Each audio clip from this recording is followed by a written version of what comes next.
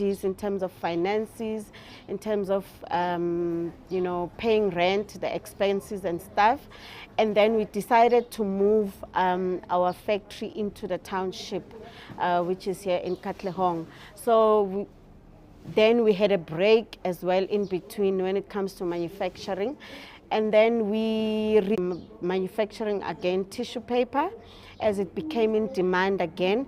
But then also we saw a need to add more products, which are the cleaning detergents, just to cover the whole household hygiene product.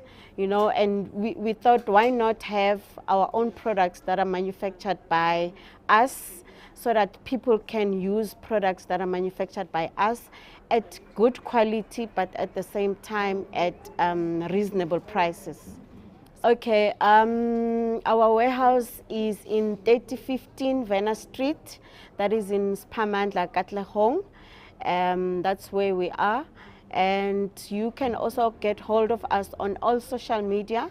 On Instagram, you can follow us at Softol Manufacturers. On Facebook, you can follow us at Softol Detergents and Tissues. Twitter as well, we are at Softol.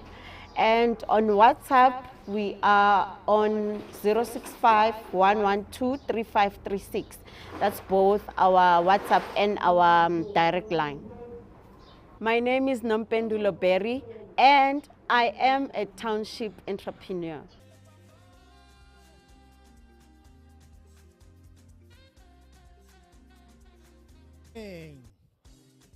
Jumalang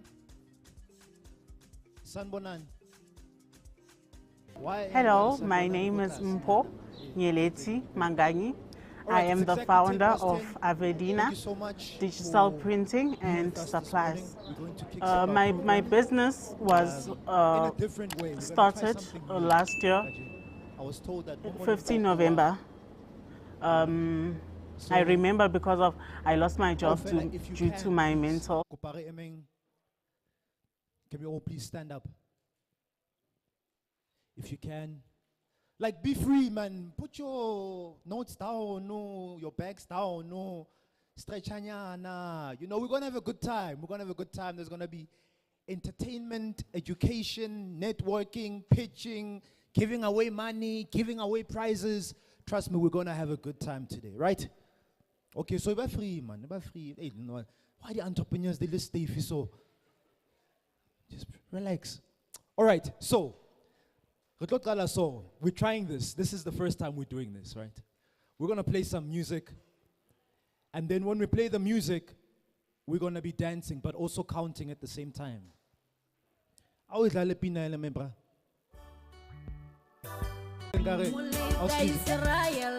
is the one that you wanted.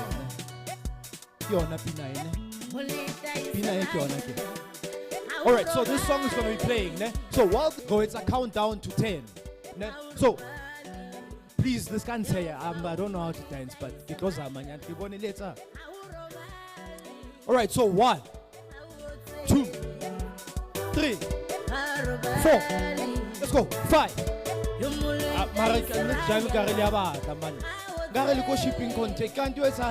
Okay, so let's but let's get the step going. Let's get the energy up. They're wondering what's happening. Let's get the energy up in this room. Let's go. Let's start again. All right. Get ready. Let's go. Energy, energy, energy, energy, energy. Let's go. Let's go. 1, 8, 2. Let's go. 3. Yes. 4. Come on. 5. 6. Oh. Mari, how? Yes, so. It's going to go. Can you find me now? 1.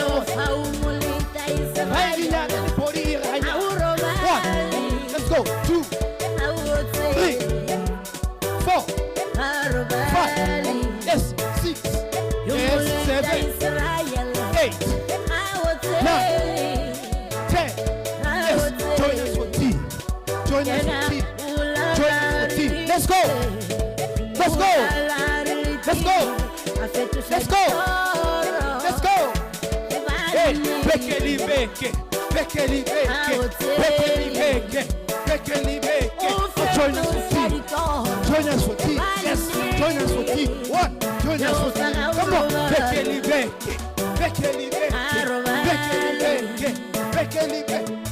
Join us for tea.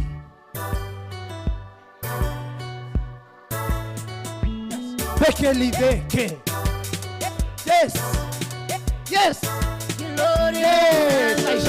Give ourselves a round of applause. Thank you so much. Woo. Hashtag join us for tea. Hashtag together. Beke libeke. Thank you so much. Kupalisha pele matso once again. And then you can have a seat. Nkadula mofati.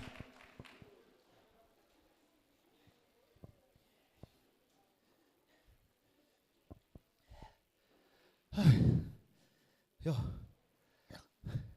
Exercise. You're entrepreneurs. Bank balance, it's where mount, it's where the easy, it's where stay feel. Be free. You are at the right place at the right time. Please look at the person on your left and on your right. Say to them, you are at the right place at the right time, man. Place at the right time. Hashtag join us for tea. Hashtag together. Beke libeke. We've officially started our program. Once again, good morning. Goeiemorgen, Sanbonani, Dumelang, Absheni, Molweni. Welcome to the CIPC Business Workshop. You are here this morning. You could have been elsewhere doing something, but you are with us this morning. So for that, please give yourselves a round of applause. Kopalisha peleng matsoho. All right. So, are you excited? Are you ready for today? When I say hashtag, you say join us for tea. Hashtag. When I say hashtag, you say together. Bekele beke. Hashtag. Bekele beke. All right. So, today we are speaking about building teams. By show of hands, how many of us need to learn how to build teams? Because going by yourself is not nice. Yeah? It's not. Ne? So we are speaking about building teams and managing relationships. Not the other ones that you're thinking about.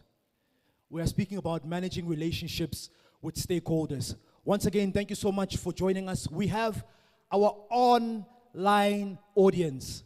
Sometimes it's nice to be online, but today, trust me, it would have been better if you were here with us. Welcome, good morning, good afternoon, good evening.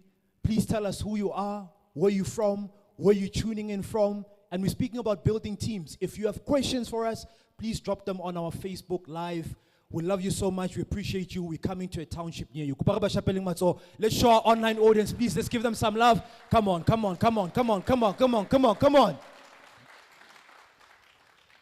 They are feeling our love. We're still here for the next 3 to 4 hours. So if you want to catch a flight to Kalame Taxi, book a plane ticket from wherever you are, please join us. And tell us where you are from. During the course of the day, we'll be able to share with the online audience and share with our audience here today. Right. Please, if you've got a cell phone, just a couple of house rules. Go on to cell phone, quickly. I want to give you the first prize for today. Those of you who came a bit late, Wi-Fi password. Every time I say this, you see the smiles, man. Wi-Fi password. So Libisola Wi-Fi is container Wi-Fi.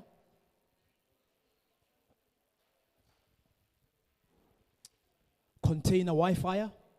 And then the password is guest, which is capital G U E S T at 123.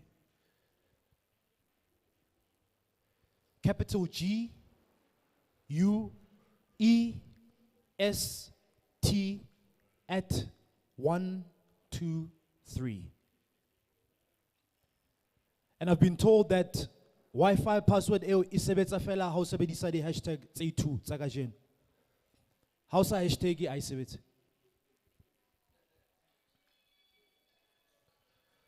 On that note, please make sure that your phones are on silent, so that we get the right sound. Please make sure that the phones are low now, they are on silent. Once again, hashtag join us for tea, hashtag together beke libeke. The bathrooms, the toilet, if you go out and you turn left as if just keep going straight. You'll see the bathrooms on my left-hand side. And then if you go out and turn right and keep walking straight, you will see the bathrooms. And then lastly, in terms of our house rules, we have T-shirts for sale.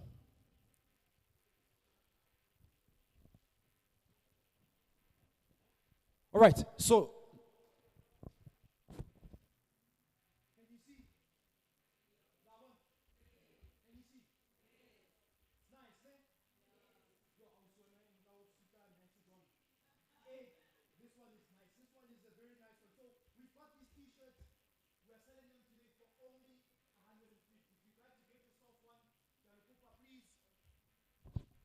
go and see the team at the back where you registered, and they'll be able to assist you. Only 150. Who's getting one today? One. All the batla we test up, we Kenya feel and then decide whether you're gonna buy one. Yeah? Oh, okay. All right. And then we have our exhibitors. Exhibitors, good morning. Can we look back and see our exhibitors? There they are at the back. They've come to showcase the products. Hulali the juicy, hulali the peanut butter, hulali metsi, hulali castor oil. No, I said castor oil. Hulali washing, there's sweets, there's amazing products. So to our exhibitors, thank you so much for joining us. There's clothing as well. Please can we give them a round of applause? And the lovely thing is, if you'd like to buy from the exhibitors, you can do so. All of them have got a Nedbank pocket pause, which I'll tell you more about later on. So Skawara, yeah, Marisbu, I would like to buy, I cannot cash. Don't worry, we've got you sorted. We've got the Nedbank pocket pause for you. All right, good to go. Team, can we play the video, please? The video that's coming up is, Gopawana by show fans, before we play this video, if you've never heard of tea, like it's your first time, okay?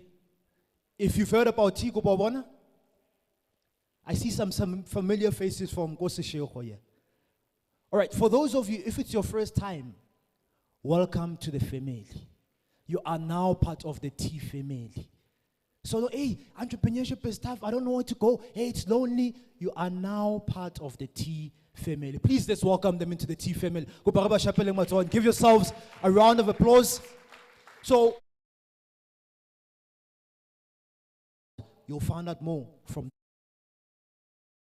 Thank you so much for joining us for tea. My name is Bulelani Balabala. I'm the founder of tea. And over the past 9 years now, going into our 9th year of Township Entrepreneurs Alliance, we've been able to directly impact over 65,000 township entrepreneurs. And the beautiful relationship that we've been able to form with Nedbank over the past 12 months has led us to unpack and unearth some of the most amazing talents from different parts of the country. It has seen over 100 small businesses exhibiting their brands. It has seen over 2,700 young entrepreneurs or young individuals attending these business workshops across the country. When we started tea, over 9 years ago, 2015, it was with the sole purpose of, being able to impact small businesses, being able to impact township entrepreneurs. But the two main drivers then was to help township entrepreneurs to share information and network. And that being inspired on the backdrop of, an advert I had seen some time back that said that, it shows Sandton sort of coming together from being a bush, and it sort of sees it escalating its growth from being a bush into being the richest square mile in Africa. And I think it hit me at that particular point that in actual fact, you don't need to go to a particular place in order for you to build your own square mile. In actual fact, you can build your own richer square mile wherever you are. And that's the sole premise of T. The townships that have been looked down upon, the townships that are undermined, the township individuals that are undermined could actually build their next level of wealth right where they are. And that is the sole ethos of T. So joining us today, I'm going to encourage you, if you're watching online, if you're physically here at this particular workshop, the most important person in this room is the person next to you.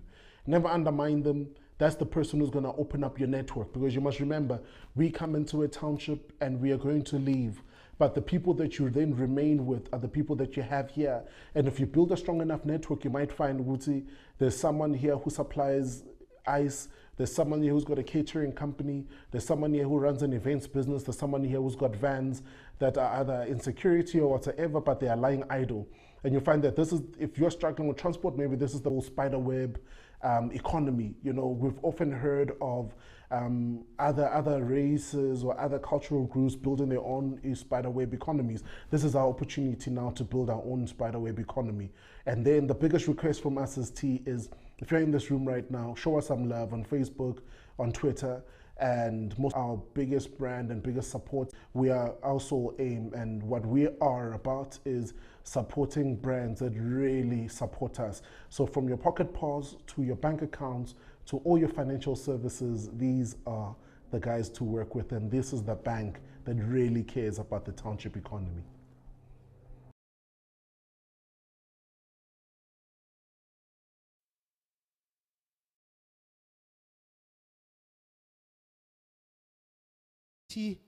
Next up, we have a video from Mr. Ciko Thomas, Managing Executive of Retail and Business Banking for Nedbank.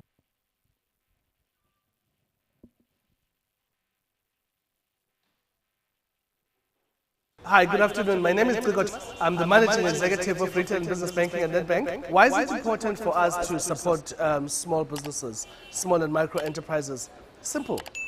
They are the engine that drives economic growth, where we haven't been able to generate GDP growth of more than 1.2% per annum over an extended period of time, a period that stretches more than 10 years now. Where's the growth going to come from? The kind of growth that creates jobs, that generates economic activity, that drives tax collection. Small businesses being born, being nurtured, being grown, being scaled, and hopefully they become big businesses that can operate at massive scale one day and even operate in international markets. So in many ways, our reason for supporting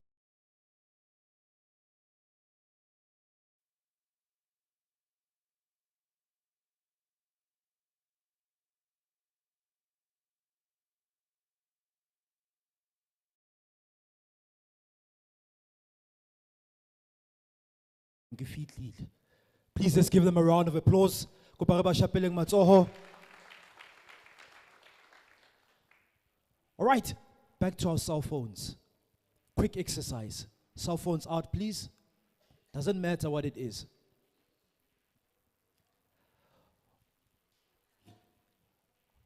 What I would like us to do, what can they learn, how do they manage teams, etc. Go Facebook. Please go onto Facebook. Let's wear a Wi-Fi password. You don't have? For those of you who don't have the Wi-Fi password, guest at 123. Capital GUEST at 123. When you get to Facebook, can we play that video, please? You go to the search. And then you type Township Entrepreneurs Alliance.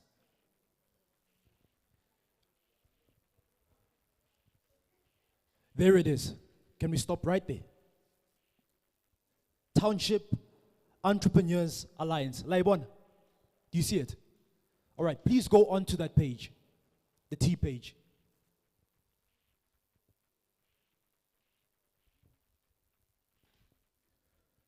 All right? And then just scroll a bit down. Scroll a bit down. You will see that we are live. Ne? Can you see that we are live? Can we see that you're live? Can you see me? If you can see me, then yeah. Lampon. Kya bonahal? No, it's me. I'm live. Like one point. Okay. You see that today's session is live. Ne? What I would like you to do, Kyalokopa, please, please, please. You will see me, and then a bit down, you will see a share button. Are we together? Do you see the share button? Please, can you share this live session so that we can reach more people in more communities that we can't reach, and other entrepreneurs. Facebook, search page, T, go to the live session, and please click on the share button. Ngakenya caption ya how I was there. Come through. Whatever you want to write, just share with your community so we can reach other entrepreneurs, other Kasi Township entrepreneurs who are not here, who can't make it, that we can't reach in other communities. We humbly ask from our side, let's share the good news. All right, let's move right along to those of you who have just joined us. Slowly but surely, people are coming. Thank you so much for joining us. Welcome to the T Kasi Business Workshop, coming to you live from Limpopo. We speak about building teams and managing relationships with stakeholders. We're giving away a prize. Who would like the first prize? Ali Turking, the prize I think,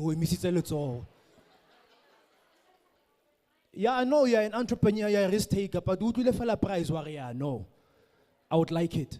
All right, so we've got a couple of prizes to give away today. The first prize that we are giving away is to the first person who arrived.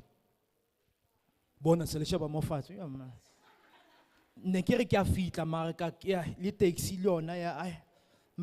all right, so we've got the name from the team. The first person to arrive was Olisiwe. Please, come on, let's show some love. The prize. Team, can we get the prize?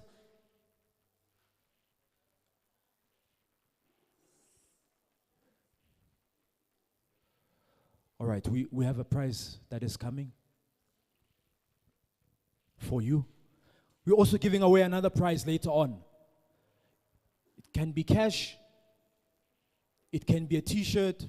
What depends on the social media engagement, hashtag join us for tea, telling people where you are, and we're going to give away these prizes. All right, so this is the first prize that we're giving away. Thank you, Carol. This is a t-shirt for you. Thank you so much. A round of Chapeleng Matsoho.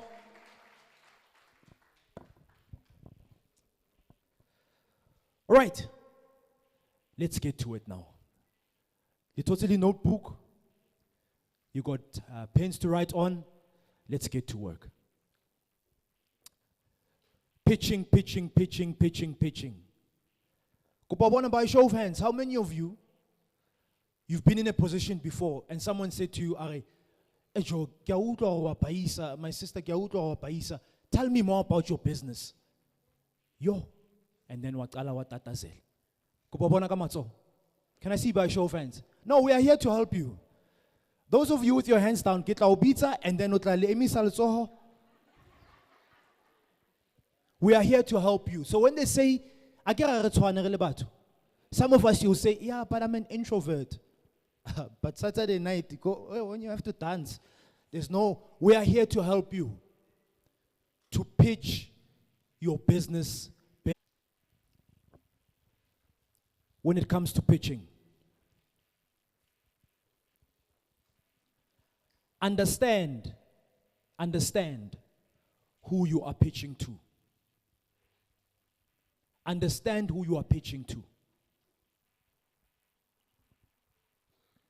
We are speaking about building teams. We are about building teams, managing stakeholder relations. Understand who are you pitching to? Because Odori, no, kinga product yaka ki tlosa from Limpopo ki isa ko KZN. Mo ba buang siZulu and then when I fit like English bar and then utin lo. So understand who you are pitching to. Understand. So you are saying, but Spooky, understand the ing, because stakeholders say, understand who they are. Kibomang. Understand the language that they speak.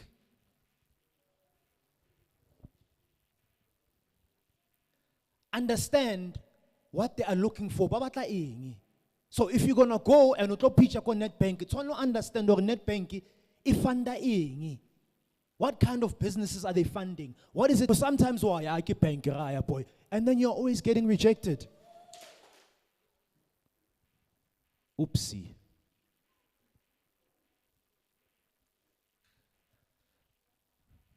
The team will get this up. Are we together? Are we together? Now let's go. They'll get it up. So can we do a recap? Understand? Who are you pitching to? Because sometimes, my sister, it's not that I want confidence. It's just who you pitching to. Because if you're pitching to me and I don't understand it, sometimes we lose our confidence because huh? Pitching to. Language abona, what is it that they want from you? Very, very, very important. I'll share more as we go. So, now we get to the competition. We have a pitching competition that's going to take place. We are giving away a grand prize. Split 50,000 rand today. 27. Excited, man. So we're giving away 50,000 cash, mentorship, so that we don't see you on that other show called I Thank You. The way you said it, my sister, okay.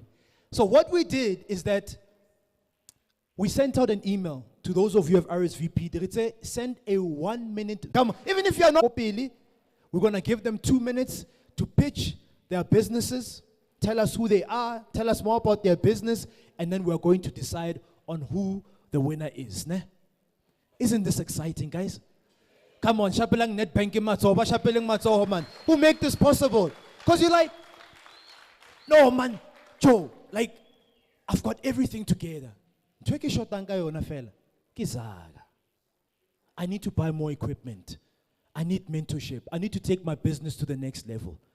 So we've created that platform. Opportunity as well to tell us about your business. Pitch your business. Unfortunately, you can't win for now. But pitch your business. You don't know who is watching. Let's go to our finalists. I'm excited. Like, oh, if 60 I told all right, our first finalist is Tumelo Ratala. Tumelo, are you here? Tumza, just wait. So, our finalist, ne? Please don't come this way. Please just go the other way because of the camera. Yeah? So, please can we give a round of applause to Parashapeleng Tumelo Matsoho? Ah, come on, guys. Limpopo, let's show some love. Tumza. All right. So, my brother, center stage, ne?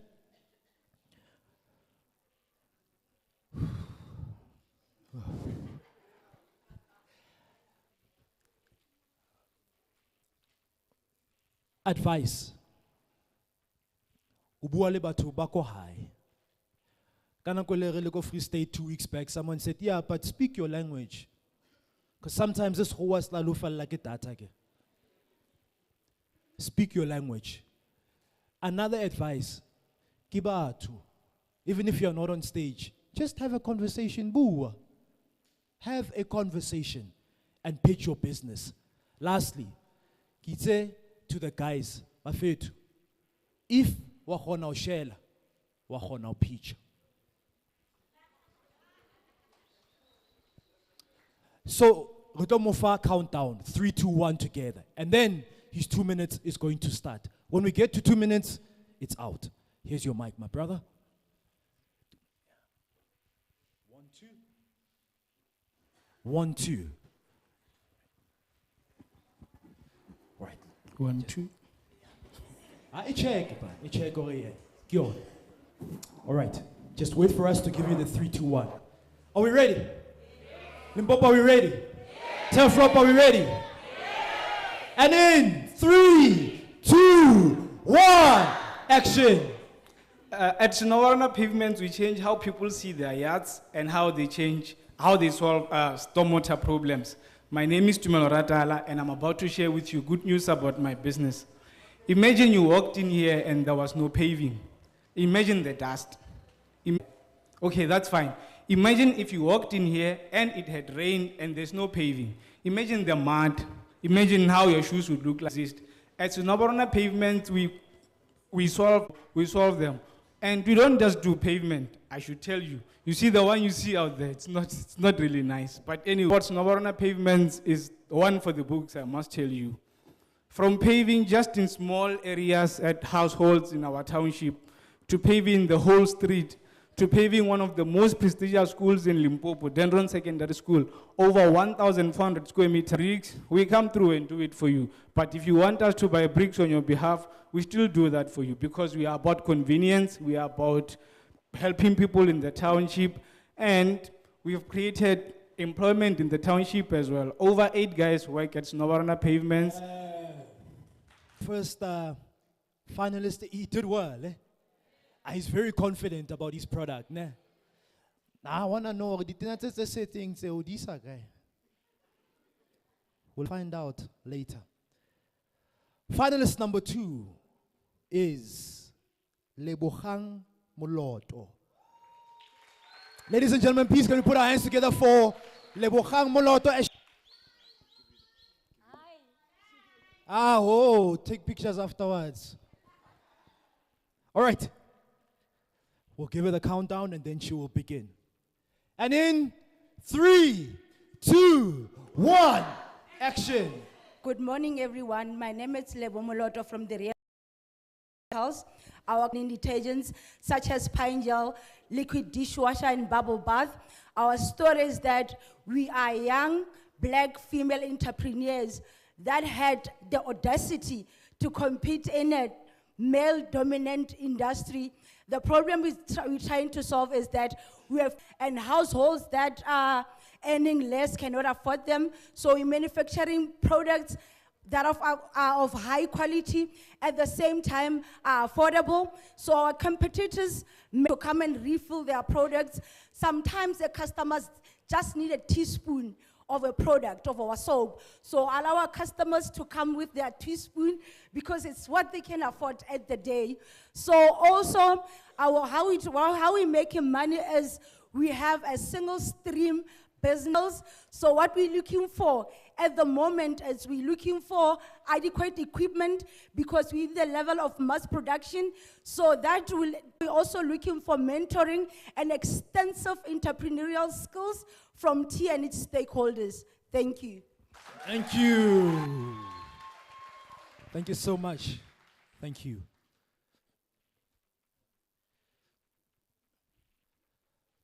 All right, so because of time, unfortunately, we didn't get the opportunity to share with you some of the questions that you should answer in your pitch. If you listen to the pitches, you'll hear there's something common in all their pitches. So you can write these questions down very quickly, please, so that we can help you, even if you're not a finalist. Next time out to opportunity at another workshop and they say, tell us about your business quickly. These are some of the questions your pitch must answer, so that you don't go there and already are telling us about social media and your numbers. Time. Number 1, what problem are you solving?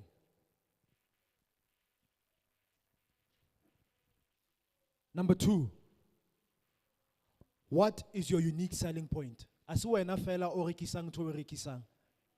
What separates you from your competitors?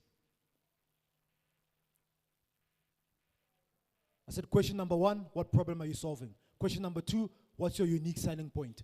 Question number 3, your story. Why did you start? What made you start this business? Question number 4, what do you need? Yeah, you've pitched your business to us. What do you need? Our previous pitcher mentioned that she needs mentorship. And the last question, B5FL, how do you make money? You're in business to make money. Tjhelete o e etsa jwang? So that I know if ke tlo kenya nyogo mo wena, there's going to be money coming back. Okay. Are those 5 questions helpful? Great. Let's move on. Giddy paid up. Okay. If you must go onto our Facebook and then you must share today's session and then you can watch it every day. What problem are you solving? What's your unique selling point? What's your story? What do you need? How do you make money? Together? Picture number 3 is Richard. Richard, are you here? Richard is here. My brother. Oh. Please go. Because of the camera. Yeah, Oscar. Mohulu water. We've got Richard. Come on, let's show some love to Richard.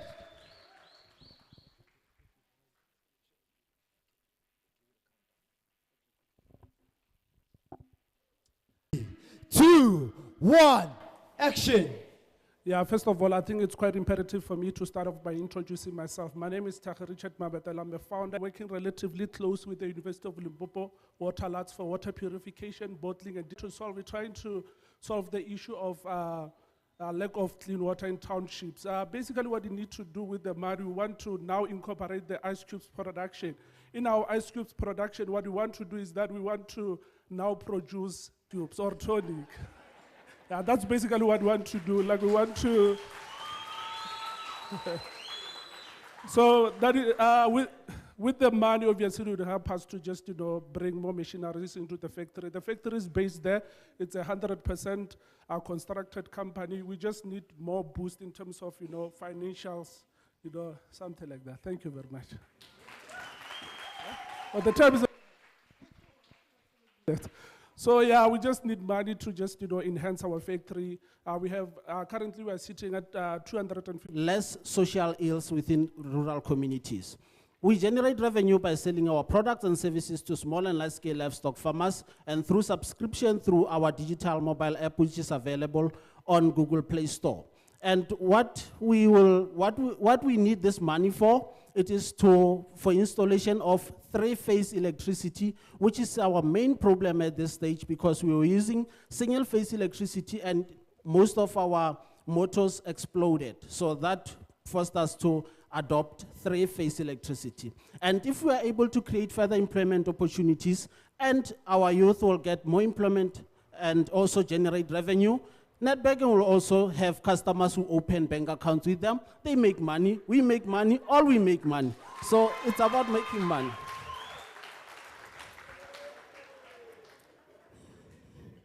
So in short, we want to solve challenges of poverty, high unemployment rate as well. Time is up, my brother. Thank you so much. Kuparam shapeleng matsoho. Matome. Hey, he's clever, this guy. Somehow, our Marinet Bank yona kilo ikenya. Wow. All right, 4 down, 2 to go. The next 2 are females. Next up is Seleka. Seleka, please come to the front. La Suite Khemere. Kuparam shapeleng matsoho. Come on, let's show some love for Seleka.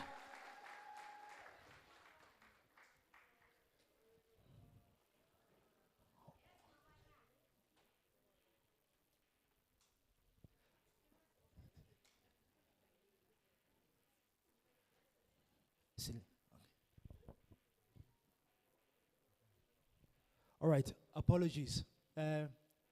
Libito ki mwakwane. Mwakwana. Okay. Yeah, hey man, yeah, I'm learning. Apologies. All right. Khemere ne.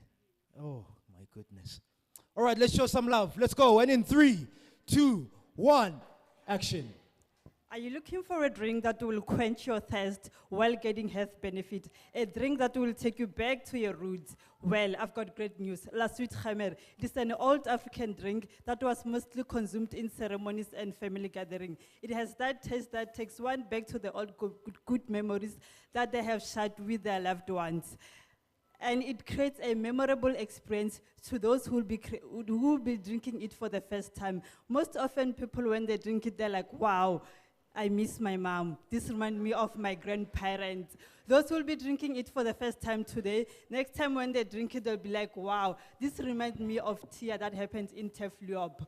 What set us apart is that our ginger beverage is not only made from ginger, it is infused with other herbs that helps to increase the health benefit of the drink.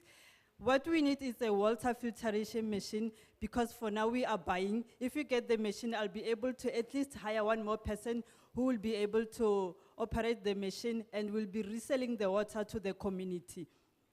How we make money is that we sell to the restaurant, the supermarkets, the caterers, and also the cocktail makers.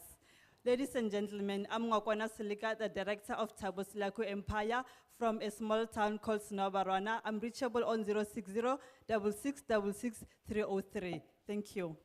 Thank you so much.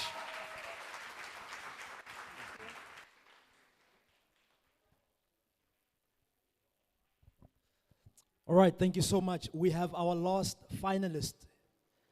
Ramukone Sana Kwakwa. As she comes to the front from the New Dawn Poultry Farm. Our last finalist. Come on, let's show some love. Let's show some love. Let's show some love.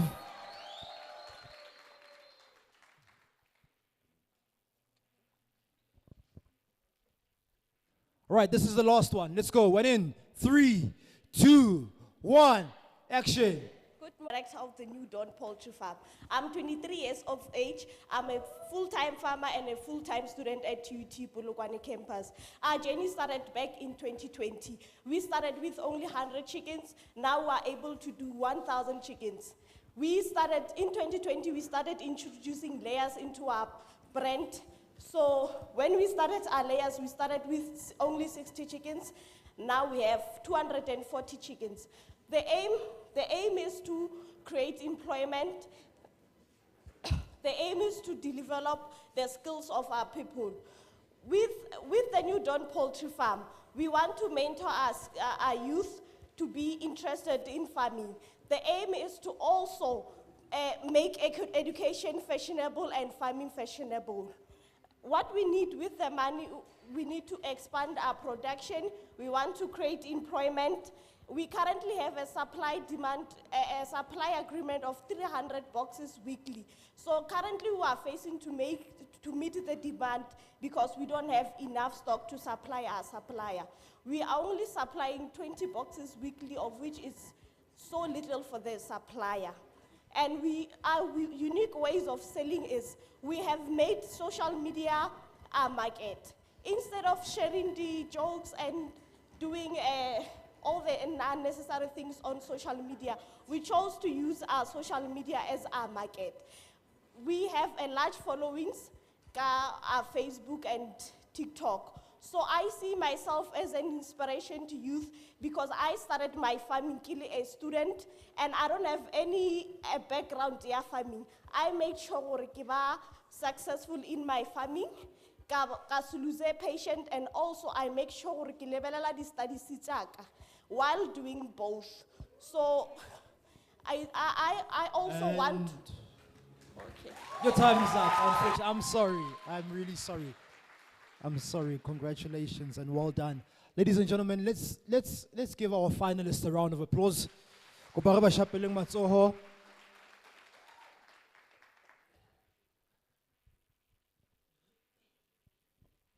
Good luck, judges. That was tough. You could give it to anyone, but only one walks away with the grand prize. All right, did we enjoy? One more time, round of applause. Our finalists, our pitching finalists, right here.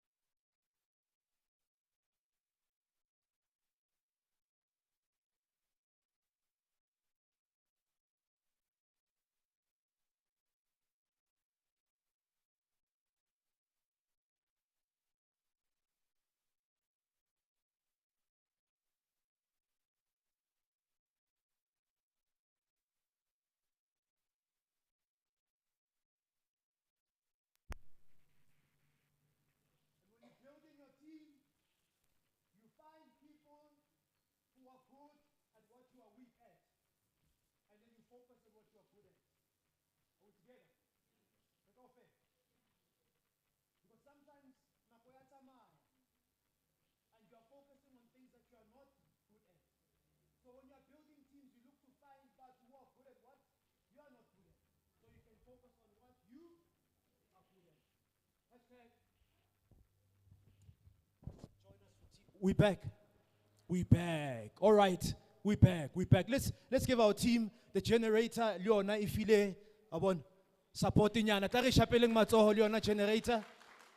And the team who have made sure that we come back before we move on. You got those questions, ne? Consulting, and listen to this. Highlight the difference. And the last one, leave things better than you found them. A woman who loves entrepreneurs, loves the township. Ladies and gentlemen, please, let's show love. Love. Limpopo, let's show love. Let's put our hands together for Lizzie Mohale. Come on, we can do better. We can do better. We can do better. Let's show some love.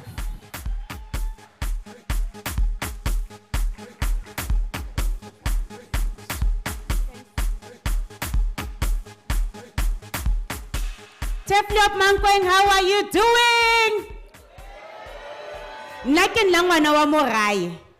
Ke ngwana wa moraye. So DJ, you're gonna hit that. Reba bontsha hore di a bua Limpopo today. Turfloop, you are representing Limpopo today. DJ, you're gonna give us that song. We're gonna give energy in the room. You're gonna show them hore indeed di a bua Limpopo, and we're gonna talk about why di bua Limpopo. DJ, bring it on. Let's get onto our feet, guys, and let's get energy in the room. Turfloop, can I feel your energy? Can I feel your energy? Can I feel your energy? Come on, Mankweng. Can I see you guys? Can I see your energy? Can I see your energy? Let the guys online know what it is. Let them know. Let me see your hands in the air. Yes, that's all I get. Let me see your hands in the air. Nazo, nazo, nazo, nazo, nazo. Thank you, DJ. Time is not on our side. I will not push it. Like I said, more those who've been motor for quite some time will know what used to be called my lecturing, which is now called Zone 1. Ke product ya pula madibo le dikolobe. Ke tsene gona. I mean, ke ngwana re ke a rai. Re nna ke le magweng ke re ke a rai ke tla thef. So ke rai mo. And it's such a privilege and an honor to come and to share this journey more TEF. As Nedbank, as they've already said, we have a very clear purpose. Our purpose is to be financial experts who do good. We know and we understand issues of dealing with money. But what we believe differentiates us the most is that we want to be financial experts who do good. And this for us is part of the journey of us doing good. We partnered with T. Our journey with T started in 2021. If you will remember, 2021, most businesses were hit by the COVID lockdown. Just when the businesses were trying to turn around, then there was the July riots. And the July riots impacted a lot of small businesses. As we were on the ground and we were talking to people, people said, we don't know how to recover our businesses. We challenged ourselves as a brand to say, a brand that does good. When businesses are impacted, when people say, we don't even have money to restart our businesses, we sat down and worked on 4 initiatives. The first thing, CEDA was looking to find ways to help businesses restart. We partnered with CEDA and we helped them to drive grants for informal traders, those businesses that are not registered, that may not even have bank accounts. We partnered with them. We used a product called Mobi Money, which is our wallet. Literally, any small business can dial star 120 star 001. And through 6 steps, you'll be able to open a wallet. Then we funded those accounts. And I mean, we've seen quite a lot of informal traders who were able to access the fund because we had a product and a solution that helped that, and they were able to restart their businesses. The second thing that we did, is internally we also asked ourselves to say, as a bank, we need to generate money. We set aside a few millions. We partnered, T was one of the organizations that we partnered with. We said, you guys are on the ground, you're dealing with entrepreneurs, you know those businesses that have been running and they have been impacted. We partnered with T and we were able to distribute money to some of the businesses that were impacted, that were looted, to help them to restart their businesses. We also partnered, we know a lot of people are doing side hustles. We also partnered with Nick Harambales, who helps small businesses to do side hustles. We partnered with him, and those who wanted to start businesses, either they had lost their jobs, they were retrenched, and they were trying to figure out a way to restart their businesses. We partnered with him, and we helped the businesses we helped those people say, how do you start a business? We injected funding into them. We took them through business coaching so that they were able to to generate income. So that's who we are as a bank. And our journey with T started then. Then after that, as we were talking to some of the businesses that got money, they said, guys, we need to talk more and more with other entrepreneurs. We need to be equipped with the skills that helps us to do business. And that's where this movement that we call Together Beke Libeke was actually heightened up. So Together Beke Libeke has three things. It's a movement. And today you guys have joined the movement. It's a movement that says, through thick and thin, we are together Beke Libeke. As a brand, as Nedbank, as T, we are together Beke Libeke, impacting one township at a time. And today it's TEF's moment to be able to get that kind of impact. Can I hear you guys saying, together Beke Libeke, hashtag? That's the movement. Hashtag join us for T. Hashtag join us for T. So that's one of the things that we are driving. First of all, it's a movement. Secondly, it's a commitment. It's a commitment by Nedbank to say, in order to help the economic recovery of South Africa, we need to inject entrepreneurial activities within townships. Because it's in townships where jobs are going to be created. It's in townships where economic recovery can be regenerated, when businesses are generated and people start finding ways to be able to generate income and to make. Together, Beke Libeke, we are with you on the journey. We started this series last year, July. We've been to 14 townships so far. And in each township, what I like about this particular session, you'll see the exhibitors here are people from the township where we are operating. The venue that we use, we don't look for halls or anything. We repurpose venues. Probably most of you know this venue as a venue Monati. And we're repurposing it to say, look at money differently. You don't only need to use this venue for Monati, you can actually use it to run exhibitions and conferences like this. And we've actually seen it working in multiple townships. I mean, with the impact of load shedding, some of the the places like the shipping container where we've been, people have actually said, small businesses, we have generators. We run generators to be able to serve our customers. Come and work at our premises. And when you work at our premises, buy our food. What happens? You get the power, we get the money because you buy our food. And that's the kind of entrepreneurial spirit that we want to see, the kind of entrepreneurial spirit that we are generating. And we're hoping that today you will create those connections. Today you'll create those connections and say, how do you make sure that a rand circulates around Turfloop over and over and over again? You support one another. You complement each other with the businesses that you do, and you help each other to be able to grow and have impact.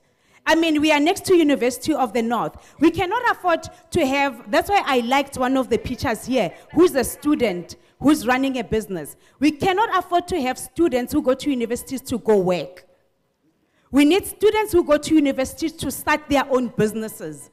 And for them to start their own businesses, we need to redefine what success is. Personally, I'm passionate about, in townships, we need to redefine success. Success is no longer about driving big cars, buying expensive things. Success is about generating legacy. It's about generating businesses that outlive who we are. And I hope today, as you sit here, you are going to be energized. You're going to find insights that helps you to create businesses that outlive you. Can I see those who want to create businesses that generate legacy? That's the kind of spirit that I'm talking about. So challenge each other today. Just sit and ask yourself, how do you make sure that the business that you run outlive you? How do you create a business that your great-grandchildren can talk stories about? How do you create businesses that when we go to business schools and we study at business schools, Elon Musk, Steve Jobs, but we read about a business that was started Turfloop. We read about a business that was started in Mankwe. And that's the kind of movement that we are talking about. The third thing about Together Bekeli Beke, it's an invitation. It's an invitation of what I've spoken about. But to Mankweng, let's create businesses that turns around the community. I mean, I follow some of the groups, Facebook groups, Mankweng. There's a lot of complaint about crime in the community. There's a lot of complaint about load shedding. There's a lot of complaint about unemployment. Those are the top 3 things that I read a lot around when I read on the communications that are happening around. And it's a call to action for you. What is it that you are doing as a small business? How do you start thinking around how do you create and increase your business so that you at least hire one more person? So that you at least help someone else to feed their family. And that's what I want to call you to action for. To say that Together Bekeli Beke movement talks about don't just create business that just serves you. Create businesses that turns around the community. Can you imagine if, the 200 of us that are in this room, we bought from one another. You hired Mwanako next door in your business. Can you imagine what that does to the community of Mankweng? Can you just imagine how that just turns a lot of things around? Can you imagine what that does to the young kids who are growing up, who are looking for new role models? Where we are changing to say a role model is not someone a role model is someone who sits, looks around, identifies an opportunity, clubs around with people around, find ways to generate money, find ways to find new skills, and create a business not only that sustains you, but that sustains generations to come. And those are the words that I want to leave you with today. To say, as you sit here, as you listen from one speaker to another, consume everything that is there and ask yourself to say, how are these things that they are talking about helping me to create a business that outlives myself? How do I start making sure that I build teams, I connect with people? The last thing that I also want to talk to you guys about, guys, a bank is your stakeholder. A bank is your stakeholder.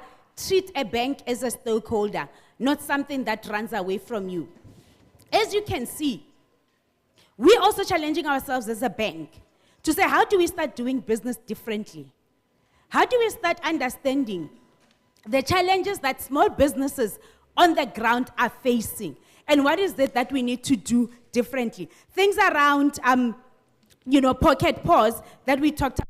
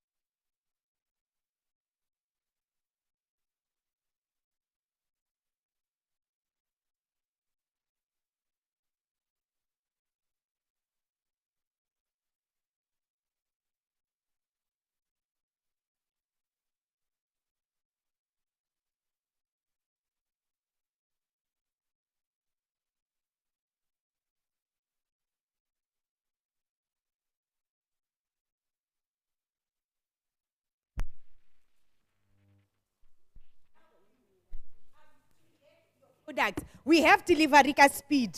We've been traveling the journey with this young man. His story inspires me, and you're going to hear from him. Then you connect with him. You start delivering your products to areas that physically you would not have been able to. Start looking also at digital platforms. I also liked around, I'm using social media not to just post jokes. I'm using social media to benefit the business. Start looking at these opportunities that start saying, how do you also create markets beyond the people at TEF? How do you create markets beyond the people that are at TEF? So looking forward to seeing you guys. I love the energy in the room, and I hope you are going to really learn a lot of things that's going to help you. The last thing that I'm going to leave you with, we do know that load shedding is a challenge. So we are going to give away an alternate solution to load shedding. What we want each of you to do is go on Twitter and talk about how are you addressing the impact of load shedding on your business. Talk about how are you addressing the issue of load shedding on your business. Tag hashtag join us for tea. Tag hashtag together Bekeli Beki. What we will do is after how many days, Twani? After 3 days.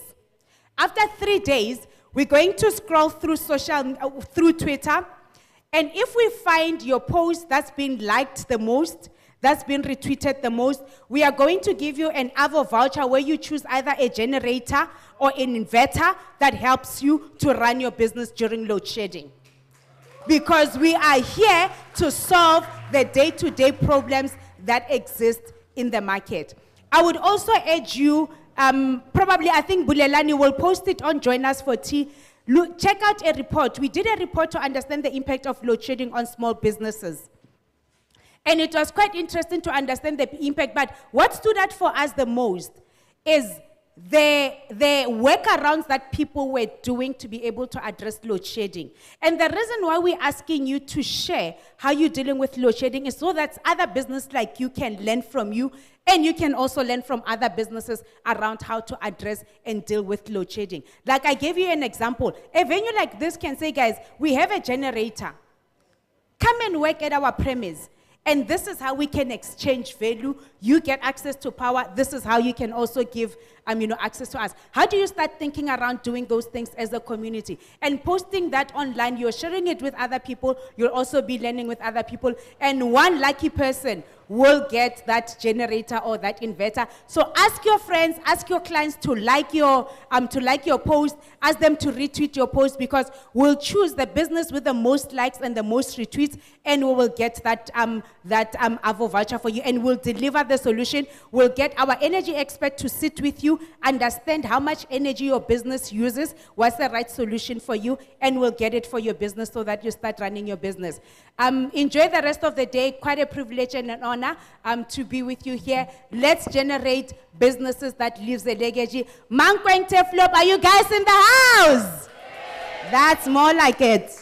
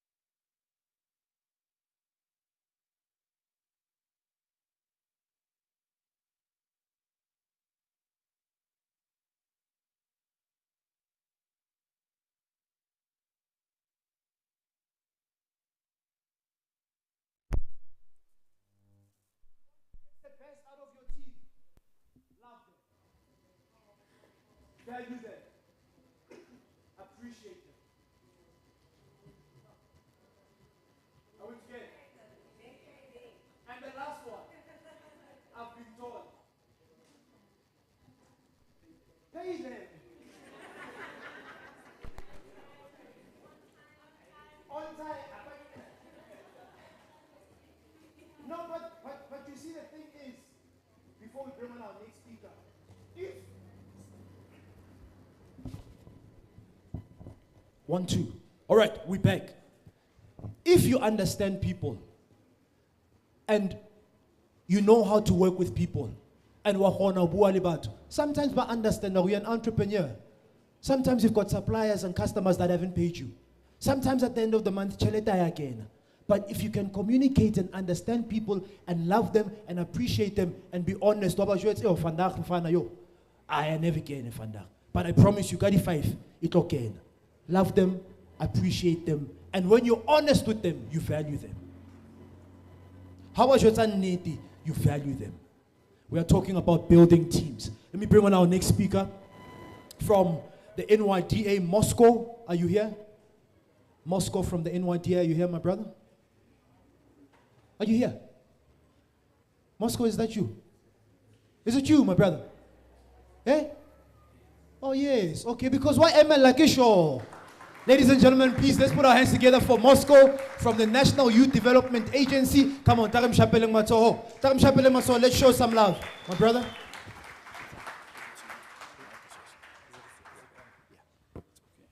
Thank you very much, Program Director. I was hoping I would speak when there was load shedding, so they can't hear me. Yeah. My name is Moscow Maepa. I am from the National Youth Development Agency. I'm not going to take a lot of your time. I know, or some of you guys already know me or know the agency. So I'm just going to touch briefly on some of the current programs that we are having that specifically speak to what we are doing here today, specifically speak to networking, and specifically speak to the province. So remember, NYDA as an agency of youth in government, we have tailored some of our programs to speak directly to SMMEs and challenges SMEs are having in the province. So I think number one, maybe just to start with, everything that I'm about to say, or everything that I'm about to present to you guys, is free of charge. You don't have to pay for anything, and is tailored for youth SMMEs. Remember, in the province, for example, 34% of society is young people. So whenever we are speaking about youth development, we are speaking about a very broad aspect of young people. So some of the SMEs in the province that we are having are mainly based in one of the three institutions. One is agriculture, 2 is manufacturing, and 3 is retail. With the studies that we have, that's what was given to us as NYDA. So these are the key areas young people are interested in. Unlike Gauteng and so forth, where you have things like entertainment and so forth, in Limpopo is not as big as it would be in Gauteng and so forth. In KZN, you also have things like your marine economies and so forth. We don't have a beach or anything in Limpopo. So most of our tailored programs speak to agriculture and so forth. So part of the programs that we have, our flagship program, which is our grant program, we went ahead and said, we don't want to just give money to young people.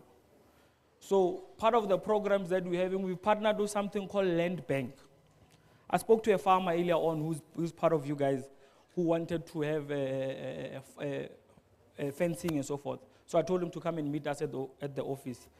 We partnered with Land Bank. Land Bank said to us, listen, if you guys give young people funding, we are willing to match it.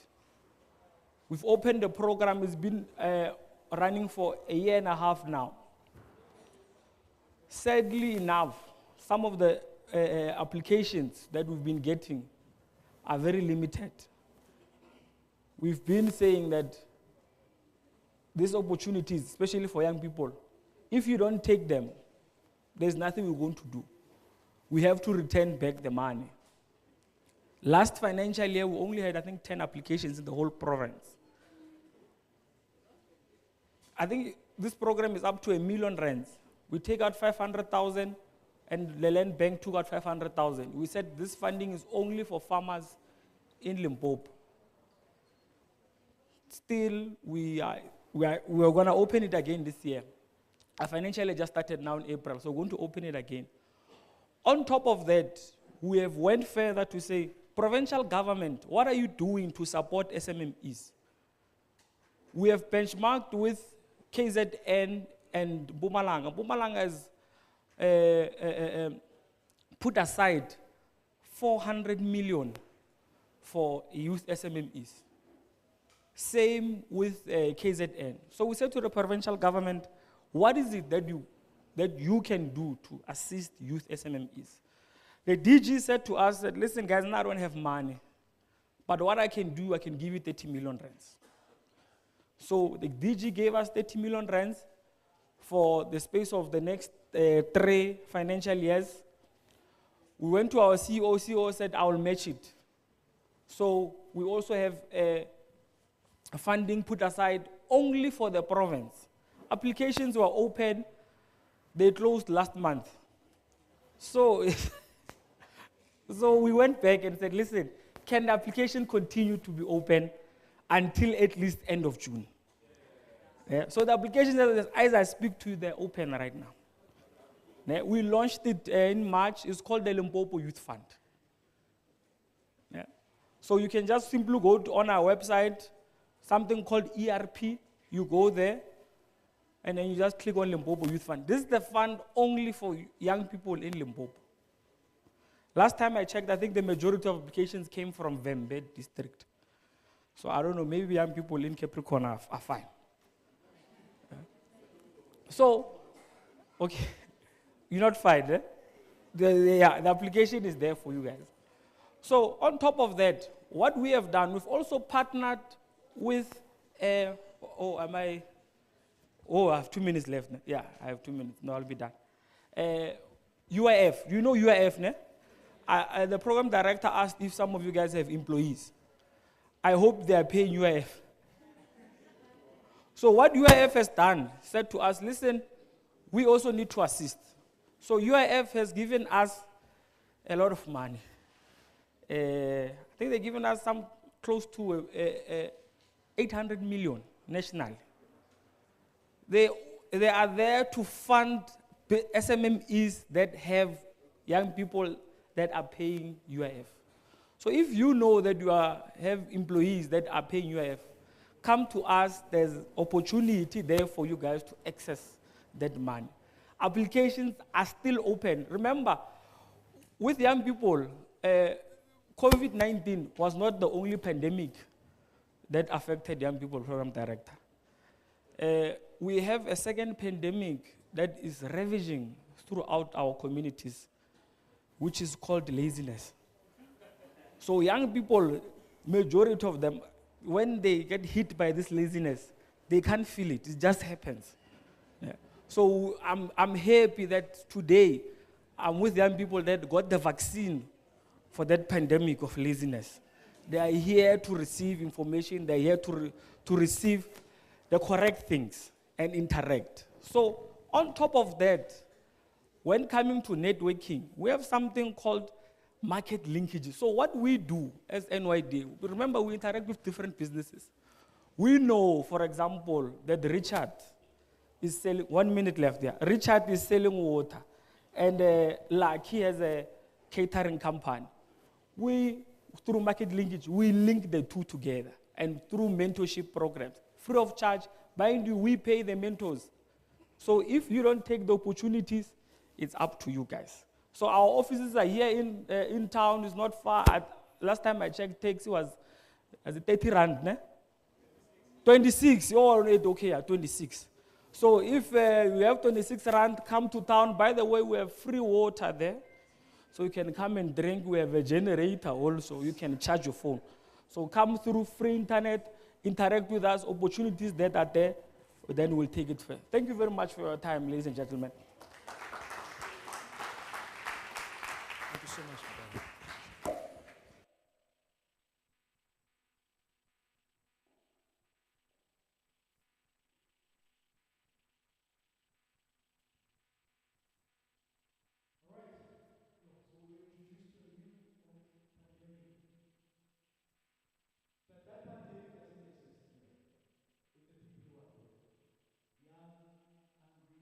entrepreneurs who are here on just a Saturday to learn and to grow. Thank you so much, my brother.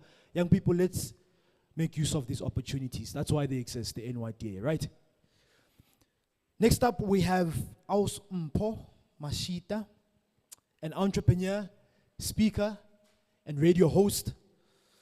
She's an entrepreneur, speaker, and radio host, radio practitioner, children's book author, social entrepreneur, and she also runs a social enterprise that focuses on exposing young people in rural settings to career information, to workplace readiness, and she's made all the mistakes, the bio says, when it comes to building relationshire that grow your business.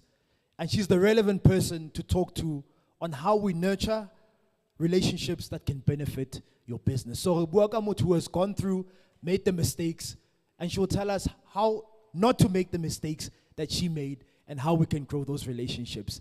Mpo Mashita, please can we put our hands together and welcome onto stage Mpo Mashita.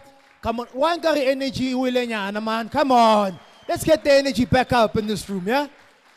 Let's show some love to our speakers, because the energy that we give them is the energy that they'll give us. Over to you, man. Thank you so much. Good day, Legai. Dumelang, how's everybody? I'm happy to be here. As mentioned, my name is Mpo Mashita. And in terms of what we are going to be talking about today, hashtag it's amai. But hashtag what? Hashtag join us for tea. All right. So I'm so happy to be here because I understand that I have a lot of entrepreneurs in this place. And as entrepreneurs, barreling more, we are here on different levels. And we are building at different levels. And I think for the fact that it's a Saturday and we find ourselves here, give yourselves a round of applause just for being here. I think that's very important. So today, looking at building relationships with stakeholders, I'm going to be focusing on maintaining relationships with stakeholders. And I think it's very important to mention that, you know, when we look at entrepreneurs, especially in townships, I wonder if we see and understand the power that we hold as entrepreneurs. And if we understand that if we can apply ourselves, how the role that we can play in the country, not only in our communities, but in the country, in the economy. Because as entrepreneurs, we sit here as people who can potentially employ other people in the community or even outside our communities. Especially we know the unemployment numbers. We know the story of unemployment. We live in it, we breathe it, we eat it, we drink it every day. We understand that story. So before I get into the issue of how we can maintain the relationship with stakeholders, let me give you a little bit of my background. I work on radio. I work on Capricorn FM on The Breakfast Show. And when I got in here today, the first thing I did was to connect with the entrepreneurs by they are exhibiting today. On the show, we have a feature called You Are the Business. And what we do is we talk to entrepreneurs in the province. We have a business coach. We hear your story, and then based on the challenge, 1 or 2 challenges that you are currently facing in your business, we have the business coach speak to that. So I'm so happy that the entrepreneurs that I connected with today, I went table to table. I was able to buy on other tables, but but I think the fact that you are here with your products ready to sell, that is a big plus. So apart from what I do on my day-to-day as a job, the entrepreneur side of what I do is I am my own business. So I work as an MC, I work as a speaker, and that is where I've made my mistakes in terms of maintaining relationships with my stakeholders. Because in that line of work, that is really, I present myself and I build relationships, and that guarantees or ensures that I get my next gig. Depending on how I do on this gig, it depends whether I will get my next gig. And that is where I've been able to learn about the importance of maintaining relationships. When we think about relationships, how many of you are on social media? There's this general narrative on social media about Mojolo is a pandemic. Have you heard about anything like that? Have you heard about the complaints on social media about Mjolo? Love lives here. There's no. So I don't know if that is what we are getting wrong if we are saying Mjolo is a pandemic. So if I were to apply that directly to our stakeholders, if we think about stakeholders in your own business, when you think about stakeholders, what do you think? Who are your stakeholders? Do you know your stakeholders? Let me ask and see if people know their stakeholders. Do you know your stakeholders? People would usually talk about internal and external stakeholders, right?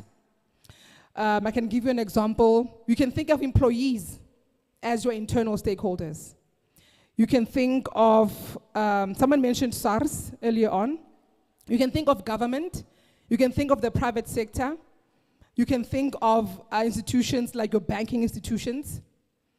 But with all these stakeholders that you are mentioning and how you are running your business, who do you think is the most important stakeholder for you? Who is the most important stakeholder for you? My employees. Your employees, okay. Who is the most important stakeholder for you, my sister? My clients. Your clients. We have employees, we have clients. Who is the most important stakeholder for you, my brother? My clients. Your clients. Clients, employees. Who is the most important stakeholder for you? Client. Your clients. Okay. So that tells me that we are at different levels in our businesses. Our focus is different in business. And we can debate this, we can talk about this, but some say your employees are your most important stakeholders. I don't know if you agree with that. And the argument could be, it all starts with you. It all starts with the business where you are. It all starts with the foundation in what you are building before you even take it out there. Before you interact with SARS, before you interact with your next client, before you interact with the bank, before you interact with Nedbank, is your house in order? Are you showing appreciation for your employees? Do they feel valued? Because let me tell you, if those people are not valued, every little piece of work that you do on your business will fall flat. Because when I walk in your business, reception Maria, Ali disgruntled, Aisha Chippies. Also mo pateli. And then I walk in there needing whatever. And I don't get my first interaction with your organization or with your company, whatever it is, whether Uranas Pazo or Rekisha Dikota, mara whoever mailing there in your front, the kind of reception that they will give me, that might have me feeling somehow or thinking somehow about your business. So maybe that is the argument that is there in terms of your employees could be the most important stakeholder. But that is just a school of thought. You, as you sit here, you know what you are facing in your own business. You know what you need to do, and you know who you need to talk to. So when we look at the stakeholders, we don't talk to stakeholders in the very same way.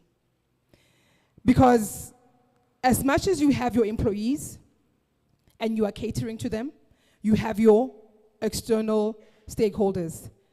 And you will deal with each stakeholder at the level that you will need to deal with them that is helpful to you and progressing you forward in your business.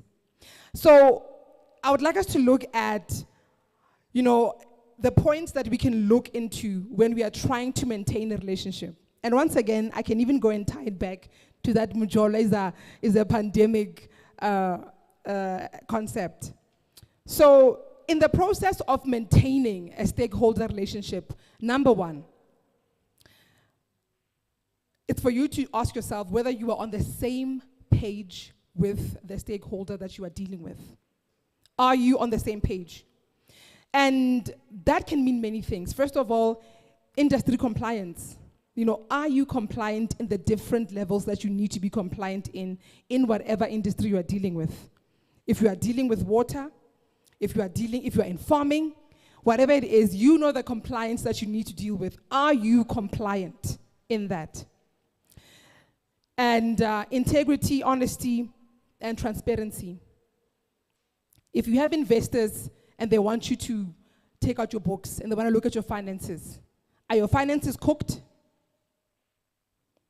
Or are you honest in your... How many people have you connected with?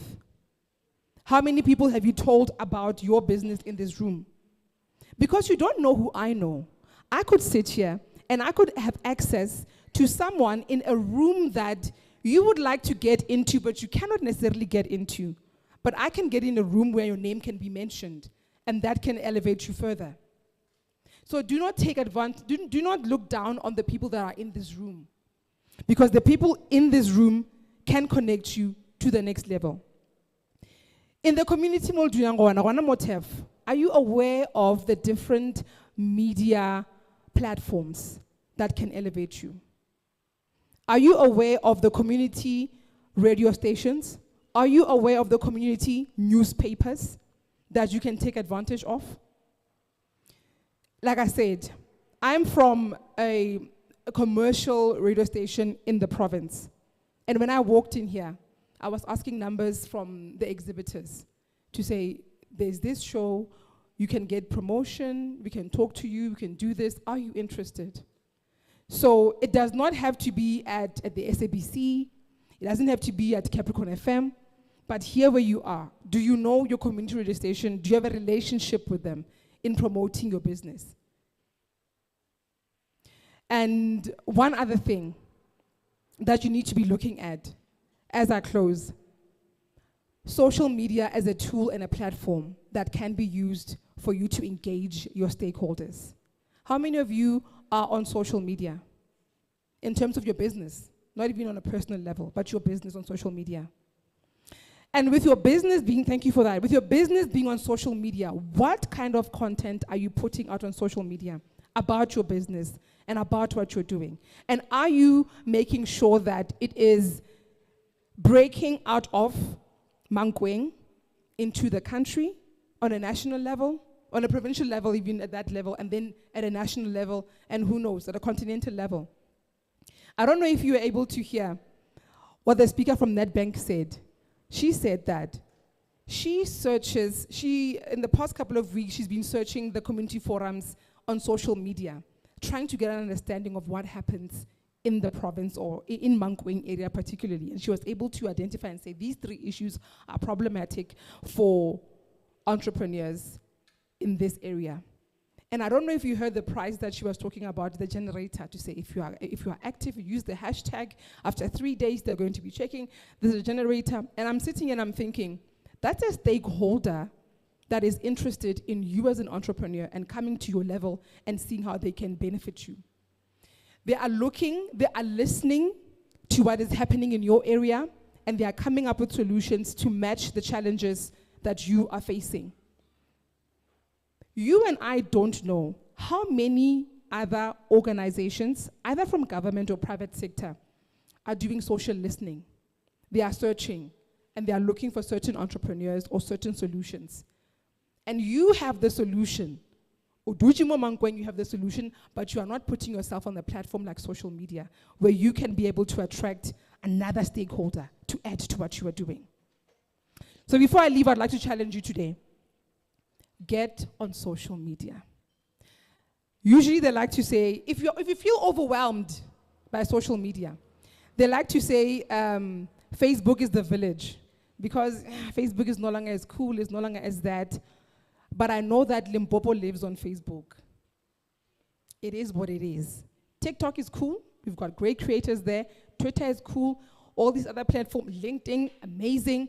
But I'm telling you, Limpopo is Facebook. For some reason, the village is us and we are the village. It is what it is. So, as a starting point, get on that platform. Get on that platform and create a profile for your business with the aim of attracting stakeholders that can come and uphold and uplift your business. And it doesn't have to be anything challenging. Put your products there, put your prices there. The pitch that was being done here, you can base your profile on that pitch. Ask yourself, what question, what problem am I trying to solve? And tell that in that story. Show us. All right, while she's middle. Are you happy? Okay. All right, let me bring up our next speaker. What the? We're bringing on our next speaker. I can confirm that we've got our winner for the final pitching competition. The numbers are in. I don't know whether it's a he or she, they are here, they're pitched. Our next speaker is Khudiraghetsi Mohajane on how to build relationships with stakeholders. I want to read his bio quickly. This guy is so laid back, he's so calm, but the work that they're doing. The first time I heard this guy speak, like, okay, let me be honest. I to work a business, I want diplomats for the plastic and shade. After he spoke, I was like, yo, these guys are in. When you talk about business, this is business for me and for a lot of. Let me just read his bio quick because like, so, Khudi represents the emergence of new business disruptors within South Africa. He has had a dramatic impact on the tutoring industry. So that's the industry that he was in when he first started off. Before Afitamo Delivery Ka Speed, he was tutoring with over 300 tutors nationwide. And then he started this business, which he will tell us about, Delivery Ka Speed, a food delivery company that was founded in 2021 with the sole purpose of bringing convenience to the township and, most importantly, to alleviate unemployment in the communities. That's why he started this business. So his second business, it operates in over 10 townships, and he's planning to take it worldwide. He's got so many other businesses, and you know what shocked me, and it still does? His age. Only 25. Well, it was 25 when I got the bio. I don't know if he changed it, but he will tell us. He's in the building to speak to us on how to build relationships with stakeholders. I mean, this is a guy who works with staff, Wapatala. He's working with CIPC. He's doing big margins, so he has to deal with SARS as well. How do you maintain those relationships? Let's hear it from the guru. Let's hear it from the expert. Ladies and gentlemen, Kopa Reshapeling Matso for our speaker, Khudiraghetsi from Speed, Delivery Ka Speed. Come on, guys, let's show him some love. Tam Shapeleng Matsoho.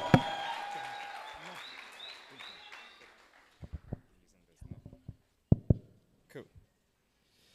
Thank you, Brasbu. And I'm actually still 25. Is it afternoon? Good day, everyone. My name is Khudiraghetsi Mohajane. I'm the founder and CEO of Delivery Ka Speed. And when I got the topic, for me it took me back to when I started my journey in business, and that was 2016. Immediately after matric, I went into business, and I started my first business, which was Goody Tutors. There should be a presentation. Are we still good? Cool. There's the presentation. So before I get to my first business, just again, a short description of my bio. Khudiraghetsi started my first business, Goody Tutors, at the age of 19. In 2016, Goody Tutors is now 7 years old. It has tutors all over the country, and we have good partnerships, which I'll share in the presentation. And then I've got bored with books and all of that, and I started Delivery Ka Speed, which is a food delivery business operating in 3 provinces at the moment. And we are now planning to scale it nationwide. I don't know about global, because I heard you saying something about global. I was like, yeah. So nationwide for now, but I like that. When I'm not there, because I hired them as tutors, and they would tutor clients in my room, and I would take a cut from that. And then I realized this is a business, and I had to make a big decision. What do? Do I continue operating the way I'm operating, or do I get an office? So being Khudi, I got an office. But getting an office meant that I have to leave rest. right? So obviously I have to leave res. Told my mom as well, and it was that time, yeah, fees must fall. I was like, this is the perfect time to drop out, because if I don't drop out now, I'll tell my mom, hey, but fees are busy. Do you want me to die? So I did that. I dropped out 6 months later, UJ first year. I got an office in Braamfontein, and that office, during the day, it was an office, looked normal, as you can see. There's a logo at the back, and at night, it was my bedroom. I did that for 1.5 years, and there's lessons to that which I'll share in this. But for me at the time, it was, I have nothing to lose. I mean, even now you see I'm wearing simple clothes. At the time, also, I have nothing to lose. I'm only 19. The worst that could happen is this flops, I go back home. I'll try again. And I think that's what a lot of young people need to know at the age, especially if you're under 25. What's the worst that could happen? If you give it your all, what's the worst that could happen? You won't go hungry. You have family, you have friends that can always look after you. So while I'm there in Braamfontein, I don't hear these things that I'm saying now. All I wanted to do was to be squeezed in. I had this idea that, you know, business, you get one big contract, then you don't have to work. So what I did was I proposed to everyone who cared to listen. And this goes to stakeholders. And remember, I'm there in my office in Braamfontein, very, very small business, but I'm proposing to people like Nedbank, Woti, all these big businesses, and I'm saying, guys, look at me, I'm doing tutoring, let's work together. And that's what I had in my mind, that it will all work out, as long as I get one big contract, and it will work. And I did get a contract, a bad one. So there was a video where squeezing in. I was squeezed into a bad contract because I wanted that validation. And I think that's what a lot of us entrepreneurs want. We want to be seen. We want to be validated that you're on the right track. And sometimes we're so desperate that we get victims of people who are, you know, very evil and will take advantage because they see the potential that you have. So I got into this bad deal. They ended up taking 70% of my business, and I'm now stuck with the goody tutors. I'm sleeping at the office. These guys own 70% of my business, and I don't have this big contract that I was promised and all these things. And then I had an awakening. And this is the turning point. And that's why I love environments like these where you get to meet people. And I truly believe that it's with people that you get to change your life direction. I met this amazing lady, and funny, she works at Nedbank. Her name is Seja Kekana. How did I meet her? I'm tutoring her kids. That's all I'm doing because that's what I know how to do very well. And then she asked me about my business. And I told her, this is my business, this is my issue. 70% is gone. I'm with 30%, right? I was squeezed in, barfagil. And she's like, okay, Sharp, I know someone who can help you. I know an investor who can help you because I see the passion that you have. You're really, really good at your tutoring. You have amazing tutors in the provinces that you operate in. And then she introduced me to someone who was able to buy those people out. Now imagine, I'm sleeping at my office. This investor comes and buys all these people out. 1.5 million passing by my nose. I get lot to say, so. And for me, that was the pain that I got from trying to be squeezed in when you are not ready. You just want to be validated at whatever cost. And for me, the cost was what? 1.5. Yes, now I have my business back, but all this time that I've spent proposing, sending DMs, sending all these things was wasting time. I was supposed to use that time to work on myself, work on my business, so that these people can start coming back to me. And then now I'll show you the turning point. So I met Seja. We met this great investor, invested on our business, and then we just started working. Left everybody else, didn't send emails, didn't send proposals to any B2B partners. We just worked on our business. What's our business? Tutoring, one-on-one, do it the best you can. And then we got our first client. Sorry. Oops.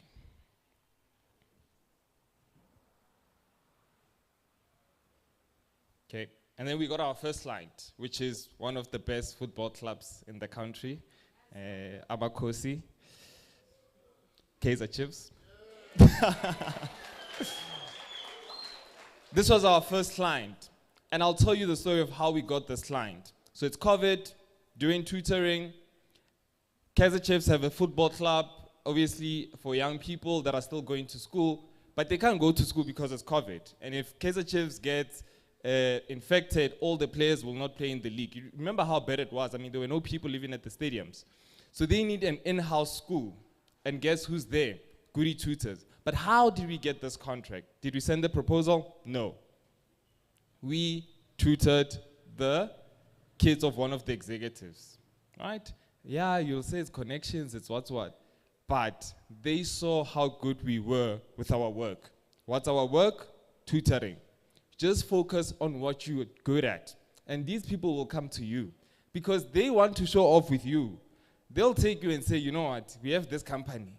We have this problem of tutoring. Because we've seen how good you are here, let's take you there. Same with you. The people in Mankweng will see how good you are in Mankweng. And they have connections in Joburg or wherever. They will definitely take you. Because why? They want to take the credit. So focus on where you are. And you'll see things, people will start coming to you. So Kaizer Chiefs, our first client, yay. Second client, the campus, it's a student accommodation in Joburg. We had a tutoring program for them. How did we get this contract? I was a tenant there when I went back to Wits. They saw how good we were with our tutoring. They called us and said, hey guys, don't you want to tutor the rest of the students? We said, yeah, let's do it. Did you send a proposal? No. This is also one of the biggest clients, JSC listed property company, Growth Point Properties. We tutor all their students all over the country. How did we get this contract? Someone from Kaizer Chiefs is a friend with someone from Growth Point.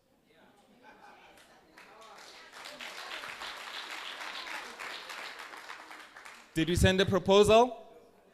What did we do? Work. Focus on the work. These people will come to you. And this goes for me on building stakeholder relationships, right? In my case, stakeholders are your B2B clients as well as your investors. If you just focus on the work, they'll come, right? I think we focus a lot on so many other things. You know, I'm pretty sure if you go to your Instagram or your LinkedIn, there are people you've DM'd and saying, I have this proposal, can you look at it, can you look at it? Will they respond? No, because they have time doing so many other things. But if you focus on just your work will speak for itself. What did we learn? And most of these learnings, Delivery Speed is only 2 years old. It's turning 2 in July.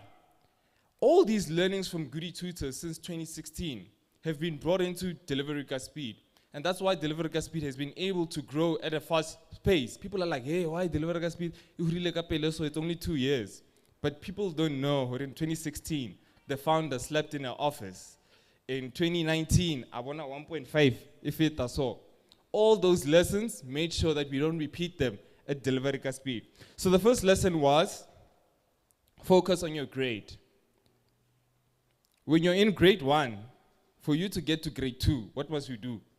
You must learn 1 + 1, da-da-da. When you get to grade 2, what you must do? Focus on the grade 2 work. The problem is that, Reina, you're in grade 5, but you're already thinking about the metric dents. You're thinking about calculus. You're thinking about all these things. And what happens? You end up failing your current grade. And naturally, guys, if you're good at what you're doing at the stage that you are, you'll definitely go to the next grade. So let's stop worrying about metric. So ask yourself this question, and we need to be real with ourselves, because sometimes I'm big, but you just started the business. Where are you? Which grade are you in? Make sure you get a distinction in that grade, and you'll definitely go to the next grade. No one owes you anything. I think when we start businesses, you know, the moment CIPC, okay, done, logo, done, website, done, now you become entitled. You feel like everybody owes you anything. You hire employees, you feel like they owe you everything. Nobody owes you anything. Everything that you get just be grateful for it. And this is some of the lessons that I've learned. I lose a deal, I'm no longer sad about it because I believe nobody owes me anything. I get a deal, I become so grateful because I could have just lost it. So nobody owes you anything. Someone doesn't respond to your DM,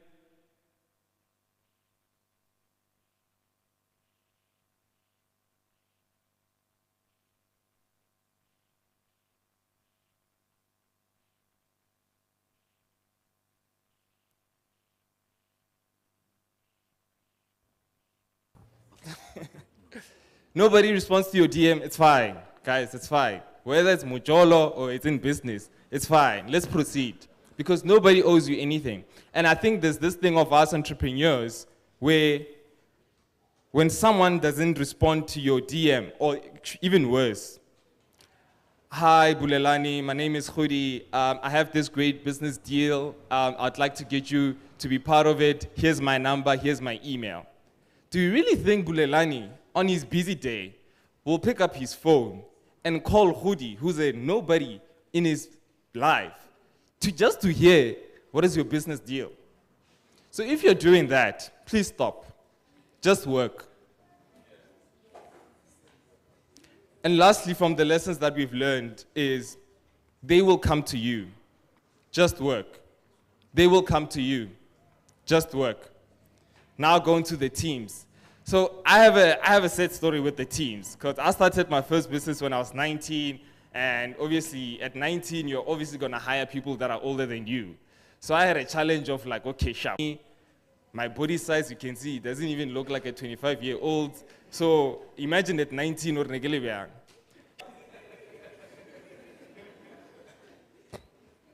I really went through a tough time with my teams, and I think at the back of it, it was what I've done for my business. Remember, I'm coming from sleeping at an office, doing all these hard work, the 1.5 passing by my face. And when I look at my team, I'm like, no, man, they're not performing in Batuba, you know? They're not performing like me. And that's the problem. They're not supposed to perform like me because it's not their business. It's your business. You must work the night shift. You must do all these things, not them. Bona, they get their salary, and please make sure it's on time. They get their salary on time, and that's it. They do their work. So the two lessons that I have here about teams come from that experience. It could be different for some other people, but what I've learned in my 7 years being in business is your team, it's your team, not your friends.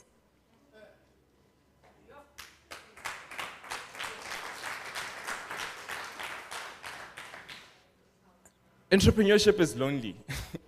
I think we all know that. Once you get into business, it really gets lonely, right?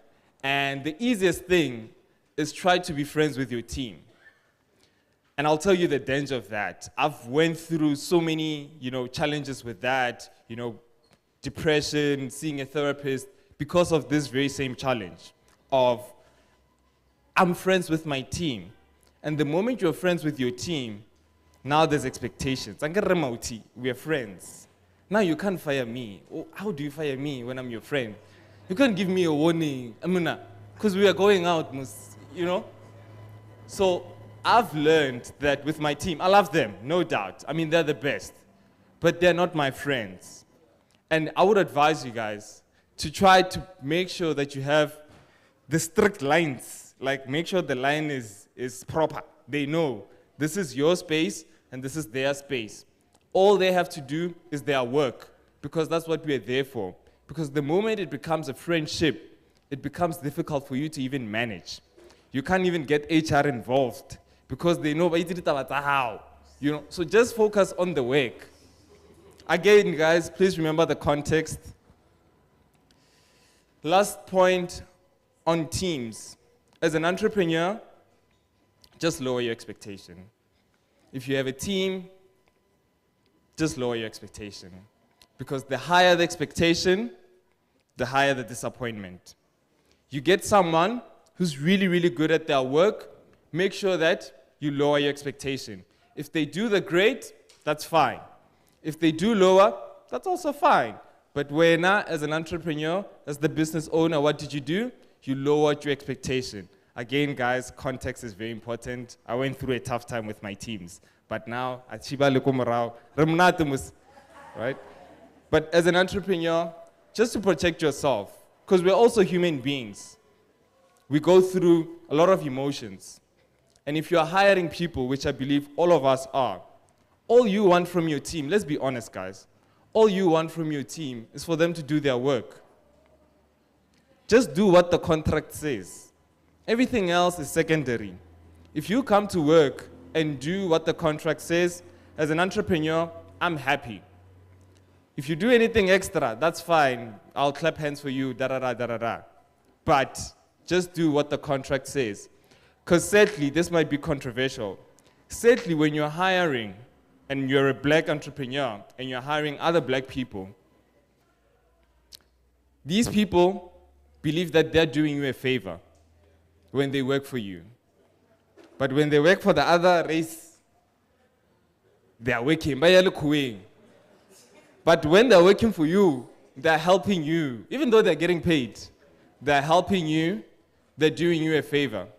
So what I've learned with teams is get great teams, pay them what you should, lower your expectation, don't become friends, just do the work. Thank you.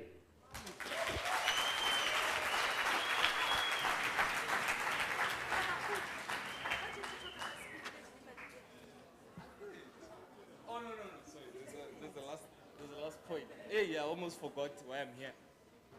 Is my thing still on? There's a last slide. Thank you, Lizzie. Okay, on the last slide, sorry guys. Delivery Speed is also operational in Mankweng, so you can order anything from Paledi Mall and some few merchants that are here.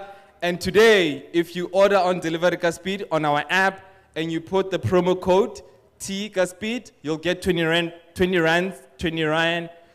rands off your order. Thank you.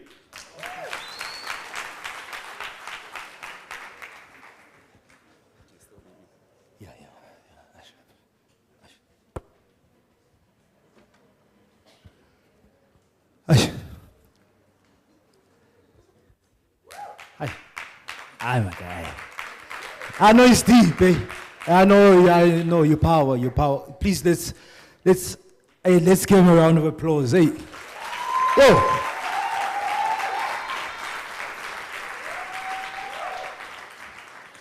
And he's still 25. I like that TGaspeed, speed. We can do something together. Yo, really, really powerful. My brother, as you, we just want to say thank you so much, man. Thank you so, so much. Every time you share, always learning something new. We really, really appreciate it. On behalf of Nedbank, here's a gift to say thank you. Well, please look into the camera as we get a photo of you. Once again, ladies and gentlemen, a round of applause for Khudi. I'm going to bring on our next speaker. The last time we needed a... So, hatato bua kwa hamanskal. Ramosheba, Rabatla unka snepe. Uku kai Khudi. Who is Khudi? He's an entrepreneur, he's busy. Kanti no utsame lisansana lo deliver. Onkile scooter sa kamban. This guy is, yeah. It's your team, not your friends. Thank you so much, my brother. Really, really appreciate that. Really powerful online audio. Next up, we have a masterclass from a very powerful woman, Lerato. So good to see you. All right, Lerato is founder and CEO of African Ambition Consulting Agency with a twist. We'll find out more about the twist. An all-star female consulting agency based in Rosebank. That's where they started this business. Bold entrepreneurs. The specialities are marketing, events, talent, training, corporate wellness, and she's going to give us a masterclass. Teach us on maintaining relationships and building teams. She's with us in the building, looking so ever good. Ladies and gentlemen, please, let's put our hands together for Lerato Kadiaka. Come on, come on, come on, come on, come on, come on, come on, come on, let's show some love. How are you?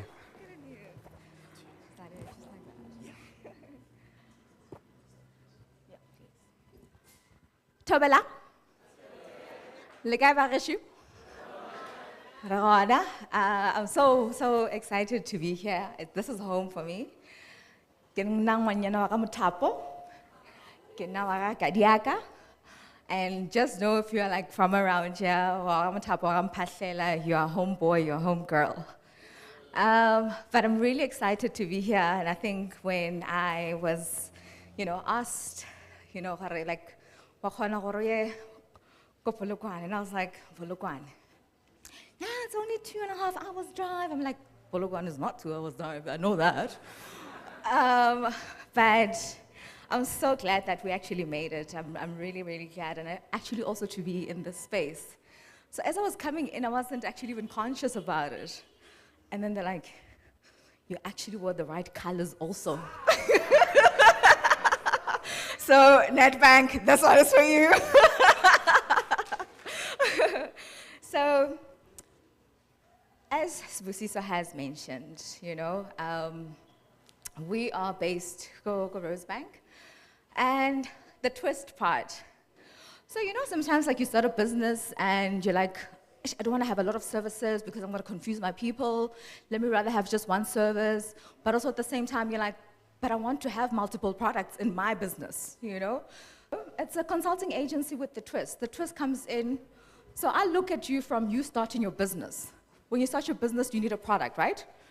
So you need to model what sort of products or services you're going to have and offer to your clients. That's one.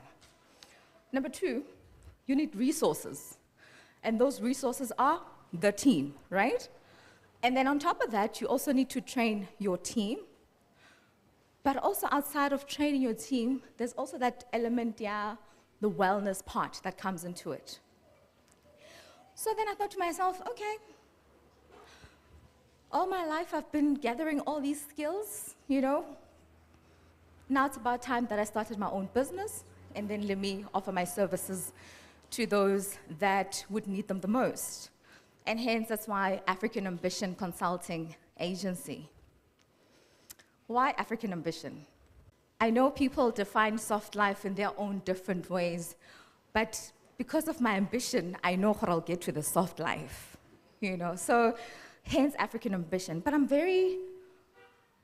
I truly believe that as Africans, we need to really push ourselves and live the ambition that we want to live and be the business people that we need to be, the companies that we need to, because only us can actually employ our communities. Only us can actually make this economy a better economy. So hence, that's why African Ambition.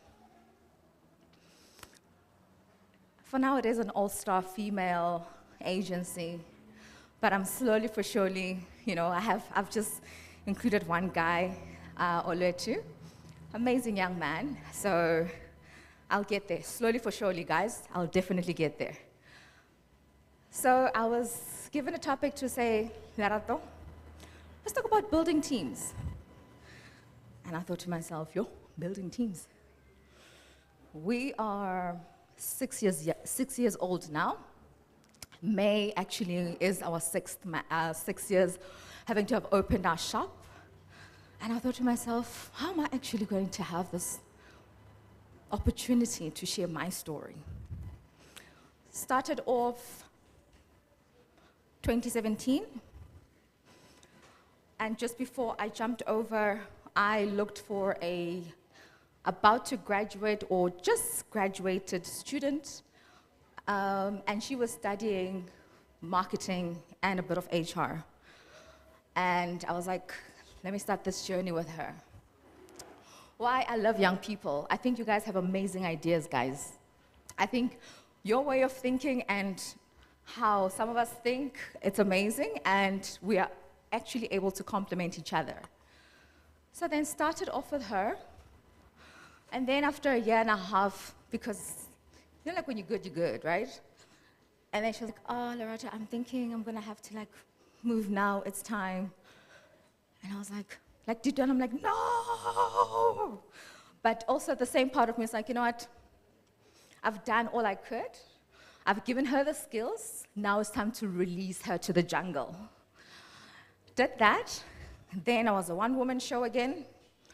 Brought in another lady. She was a bit experienced, coming from HR and talent.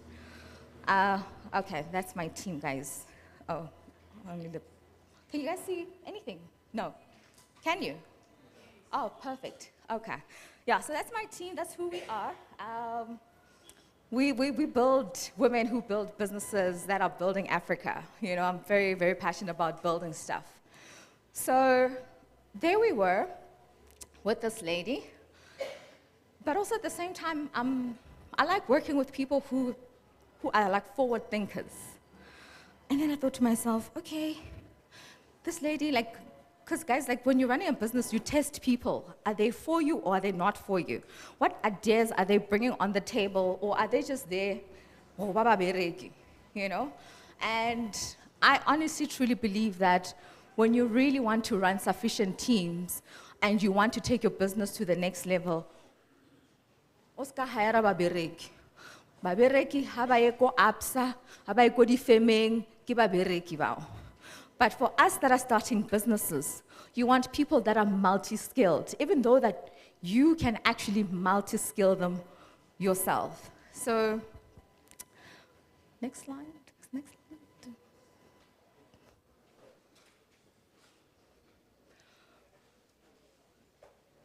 Who's controlling the...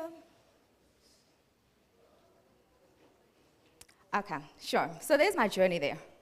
So I started off in 2017, all the way to, okay.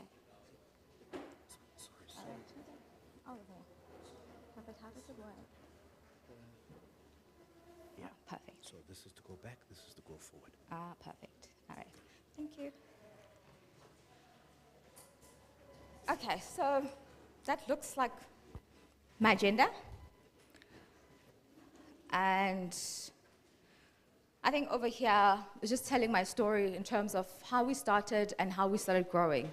So COVID happened. When COVID happened, obviously we all went home. And then I told the lady that, you know what, sorry, Sissy, we can't really continue with this.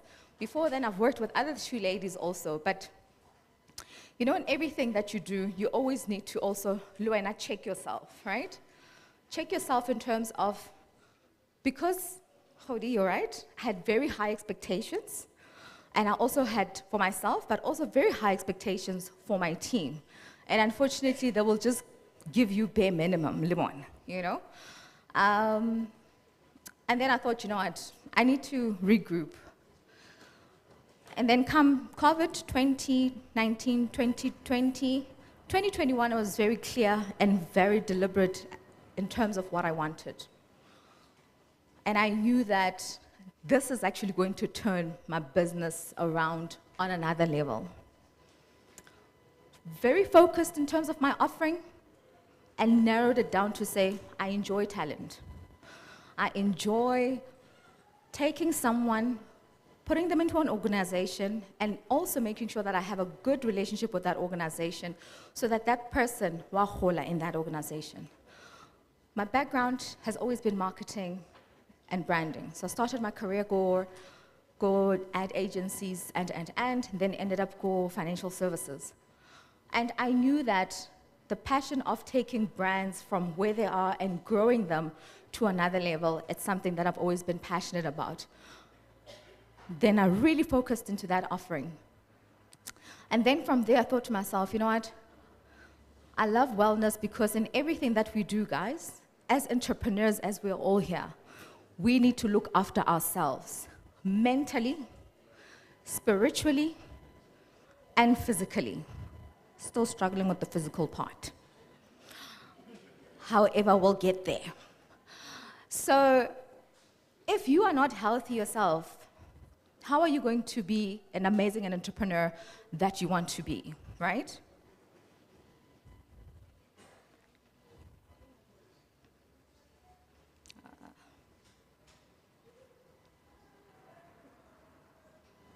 Okay.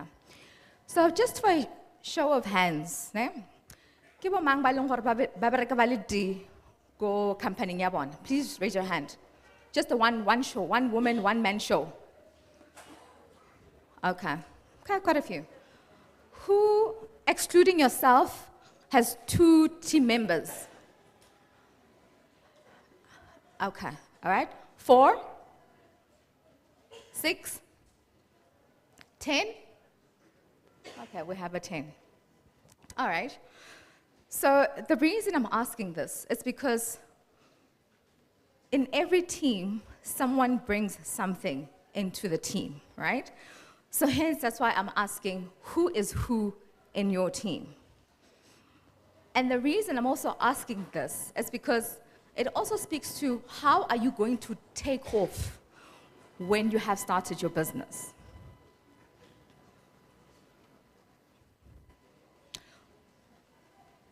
So what does it take to start a business?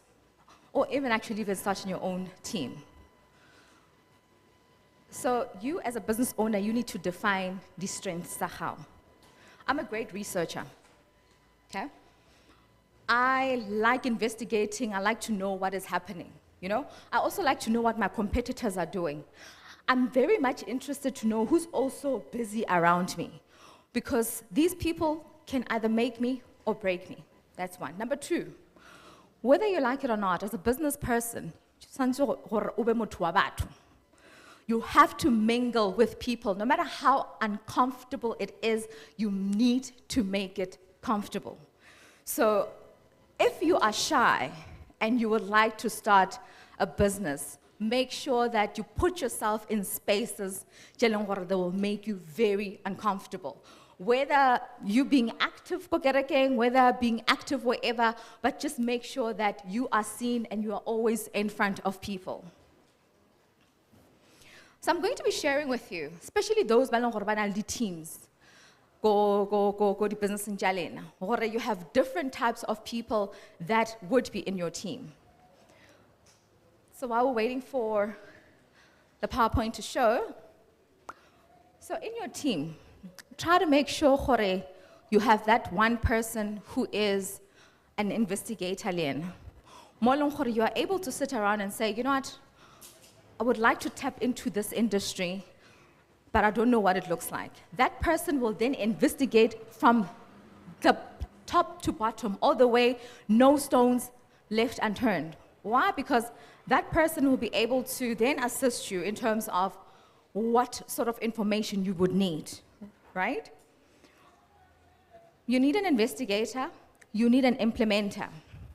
I'm not going to put them by order, I'm just throwing them out there. You need an implementer. Why you need an implementer?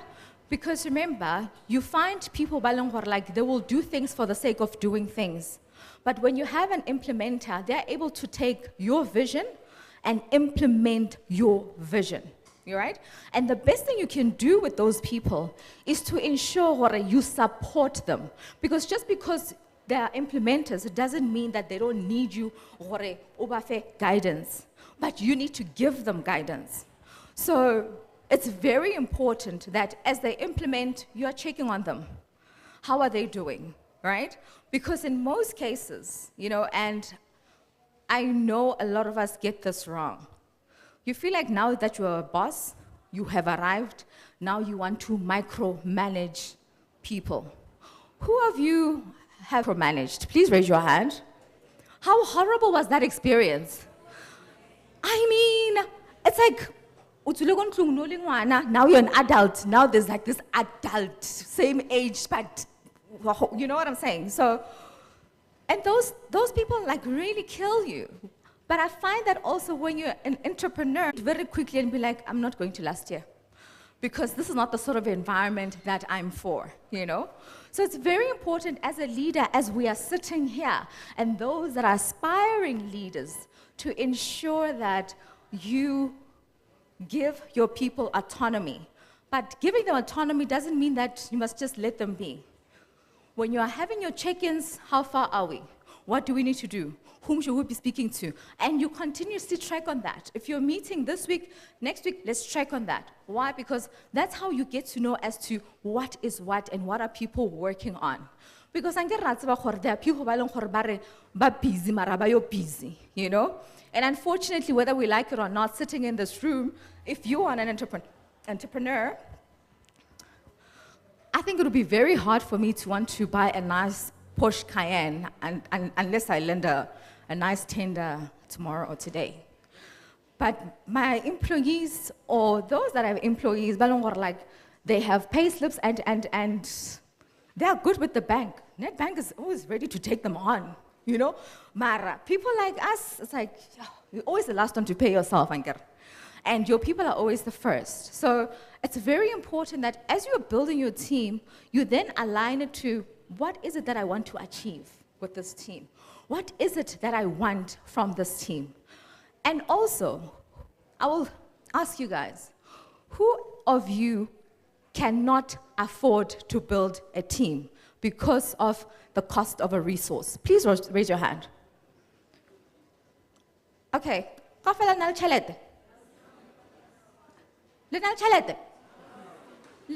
Afford? No, you can't, right?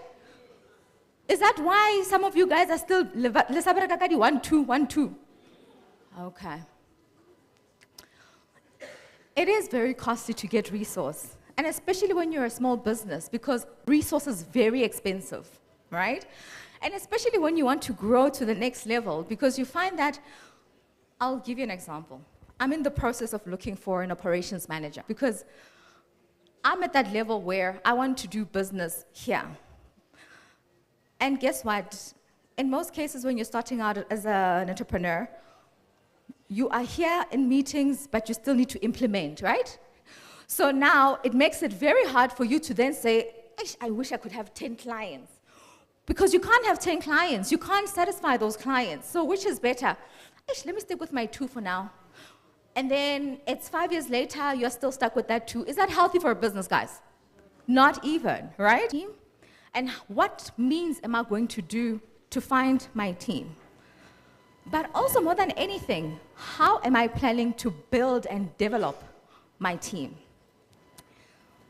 So over here, I just shared like the different types of team members, you know? So you have an implementer, you have that one that is a coordinator, that just coordinates everyone. You know that one, well, you're still in corporate, we'll always make sure everything.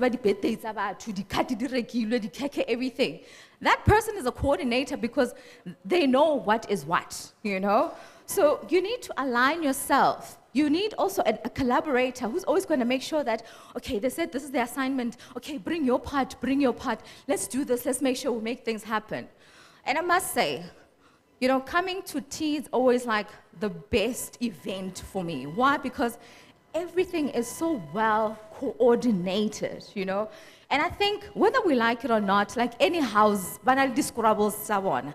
But when you know that this is what we want to put out and this is the brand that we are, this is what you get, guys. So I think when we're talking about a team, sometimes we must not even go to the textbooks and go and ask Jorge, how are you doing it, bro? Like, how are you doing it, you know? And also ask Timia, hi. Jorge, how are things back in the ranch, you know? So we have all these types of people that are going to contribute in the team. And of course, you're going to have slackers, guys. Whether you like it or not, slackers are there. But slackers. Actually, for me, it's like, I will let you slack, and then there'll be a time where I say, enough is enough, we can't do this. Why? Because when you're building a team, you want to build with people that share the vision, share the passion that you have.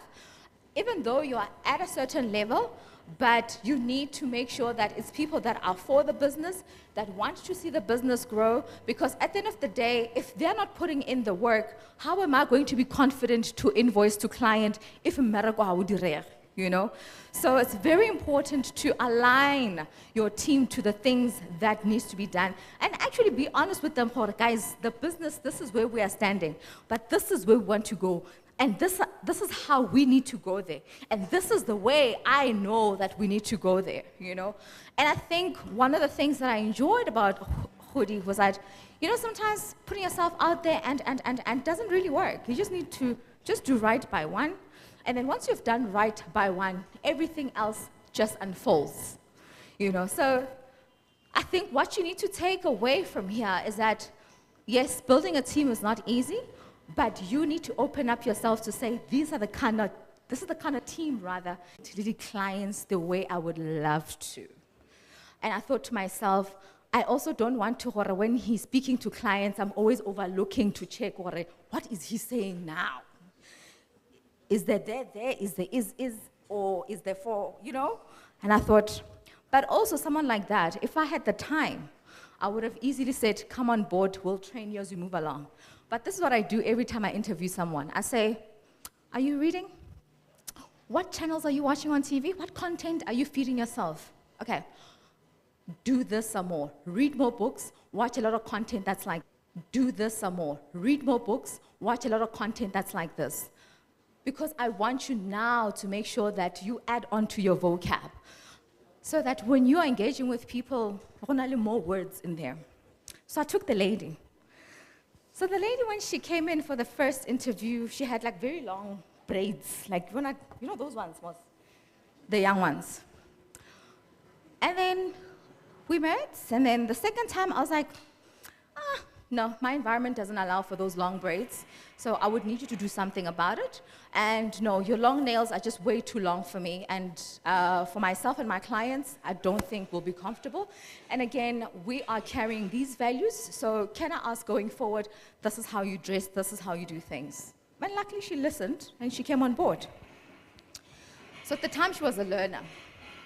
We continued with our journey, and then, because I was clear with my vision, and then I brought in another amazing lady. She's here with us. Her name is Ayanda.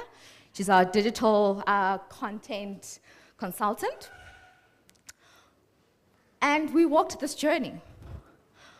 So the one thing that you want from someone that you bring in your team, you want someone that's going to bring ideas to the team. 2 minutes. 2 minutes. Okay. Is that it? You're only giving me that? Lord. Okay. Okay, then. So I'll just skip a lot of things. So she came on board, and now I'm busy training another 2 students that are coming from, what's this, college, the Johannesburg Central College. And I'll get to how you find these teams and how you build these teams.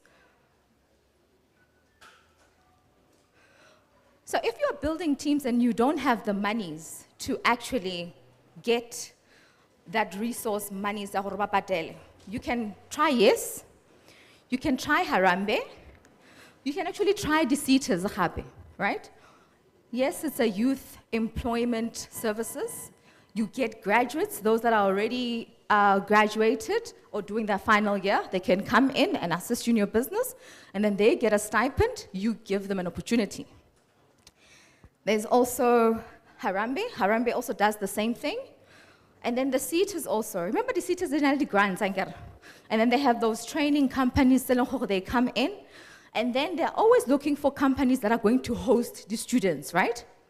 So now you can have these young people come into your organization and actually be hosted at your organization to actually help you with admin, running off the business, and while they're getting their own stipend. And I think as entrepreneurs, guys, we need to take opportunities of this. Why? Because we cannot afford resources, but we are able and contribute to the society at large to provide them with the skills. So the 2 students, so it's very important that as you are building this team, you also then say, I want to be connected to my team, but professional connection, so that when things go sour, things are still on point. But more than anything, I will touch on the brand. Do you guys know your brand? Are you guys comfortable in your brand? Can you tell people about your brand? Comfortably so. That's perfect. Because if you don't know your brand, it means that you won't know where you are heading to. So you need to own your brand. You need to know that, you know what, I'm African Ambition, this is what I look like, and this is how I want to look like going out to the market. And once you build your brand so well, it's easy for people to come in and buy into your brand. Because at the end of the day, when I speak to my team, yes, it could be African ambition, but they're also buying into Lerato, the brand. How am I treating them? And am I an understanding person, or am I going to be that person that always wants them to be at work every day? But again, I'm a very flexible person. But if you're going to bullshit me, honey, I will see it. So I'm able to be like, you are bullshitting me right now, you know? So you're an entrepreneur and you're wearing a brand, you want something that speaks to you. So as we go on, we're going to invite you on what we can put at the back of the shirt. So when you see it as an entrepreneur, messages that can encourage you. So we've got these shirts that are available.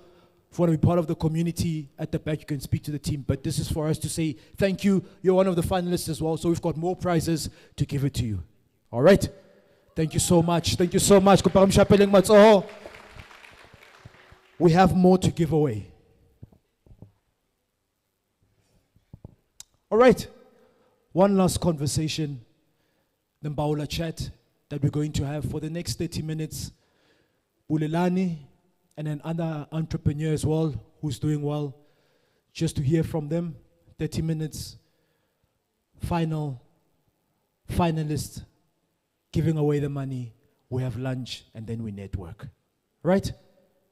Yeah? Okay? Are we still here? Okay, you know, I want the Mbaula chat to be effective and powerful. Just for a minute. Please, can we get up? Hey, the way my man Shevilen Kateng Arkiyo on Karoto Chive is happy.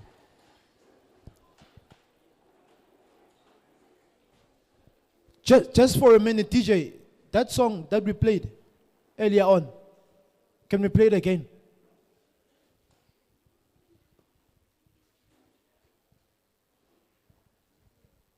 So while the DJ is getting the song ready and we're getting ready for Mbaula chat as well, the thing that we're going to do after the Mbaula chat, please do not leave. Please do not leave, because this is part of our big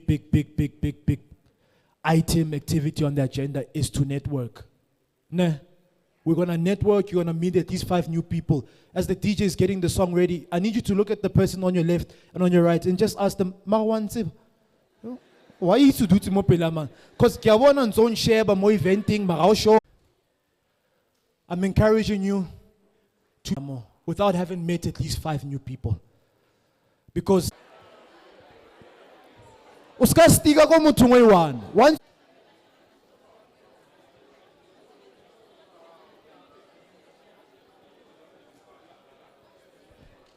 All right, thank you so much. If we can please take our seat at the back so we get ready for the Mbaula chat.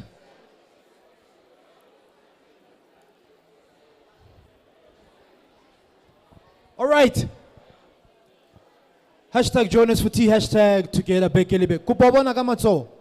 Those of you who met at least 5 new people. Hello, komrao, la step. Abon, Bama means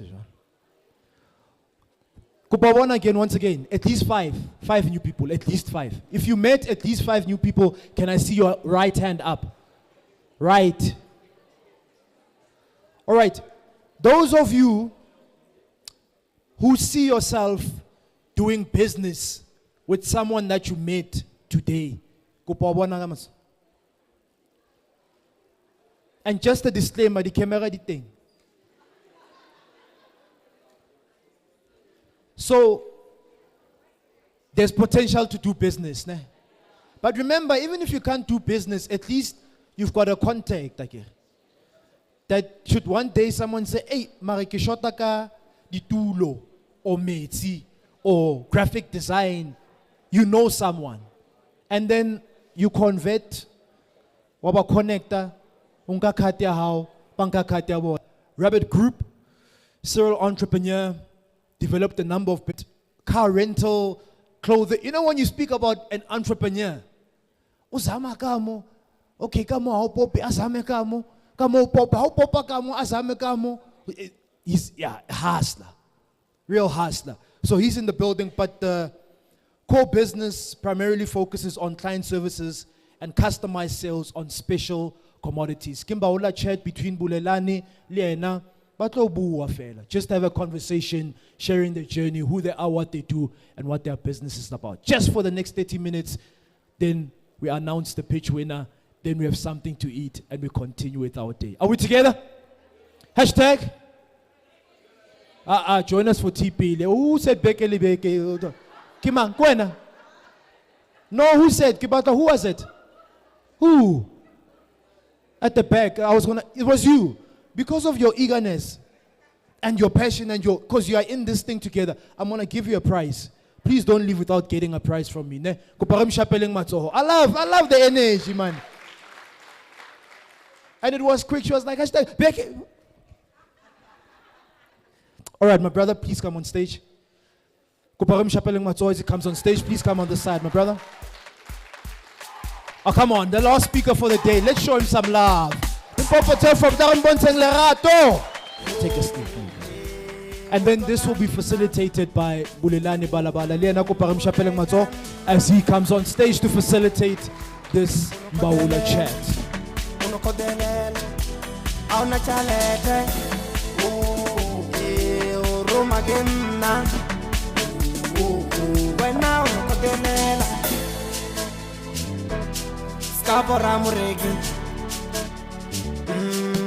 One, two.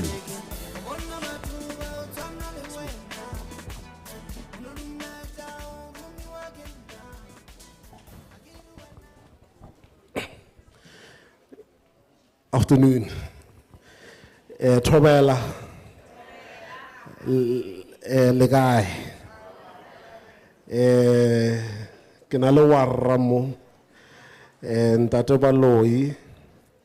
And we're going to have a chat. So we've got something we call the Mbaula chat.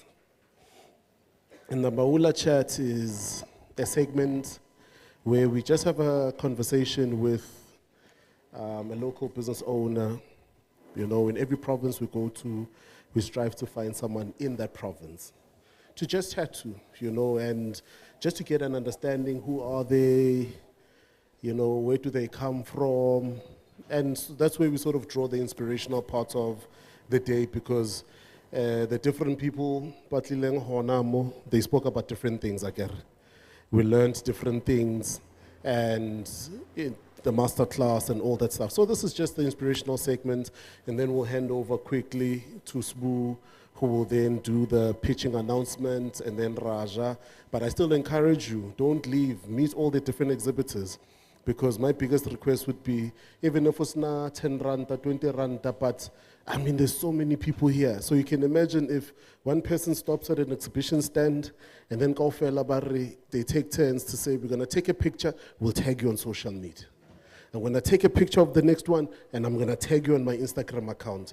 And then if you're on Facebook fan, I'm gonna take a picture of the next one and tag you. That's how you build an inclusive economy. But sometimes we always say, "Ngaso support because akna chelet."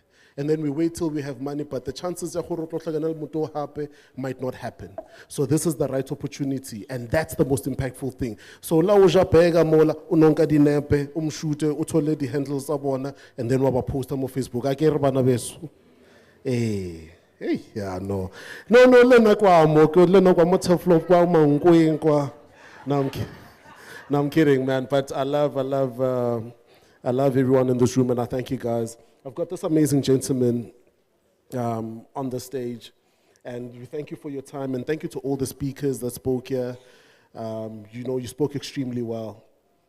But just in kicking off our chat, Mbaula chat, maybe just, you know, pretend the ones who know you don't know you, I don't know you, I know nothing about you, you know, you just dropped from the heavens to the stage. Just tell us who you are, where you are from, and then you can enter a bit in and around how you got into entrepreneurship. Oh, okay. Good afternoon, everyone. And thank you, Mr. Bulelani, for the chance. And to the team, T, thank you. And everyone, all the speakers, you're appreciated. My name is Shitsakiso Baloyi. Oh, I should take it up like this. All right, thank you. My name is Shitsake Sobaloi. For those who know me from my childhood, they know me as Election. So I don't like that name mainly because of certain reasons, but yeah. So this is a boy who was raised and bred Akangwamitwa in Zanin. It's a small village that side. So I grew up from there and then came to varsity. That was in the year 2012 at the University of Limpopo. And yeah, right when I was busy studying, okay, because coming from back then, I used to do business, you know, I used to sell sweets at school. I used to take pictures whenever we would go to what do we call this? Trips. So I would take pictures and stuff like that. But when I came here, I continued with that. Then in the year 2013, I started a group. That's where we're doing, that's where the events management, if you can check on your social medias, the events management, that's where the event management company started in 2013. And from there, we sort of like started with the Rabbit group now, because as time went by, a lot of companies started to come up from that one. Yeah. Now, one of the key things that I'd like to understand is, so being an entrepreneur, being an individual who started this, I mean, did you start with any funding? Did you get any sort of business support when you started? Any mentors you could sort of reach to? And how did you deal with navigating some of the industries that you knew nothing about? On that, when I started, I didn't really have funding. And even up until today, I've never been funded. Let me just put that, because a lot of people keep asking me such questions if ever we have received funding from any government and stuff, but we have never received any funding up until today. Maybe we'll have a chat with Nedbank there, we might have something.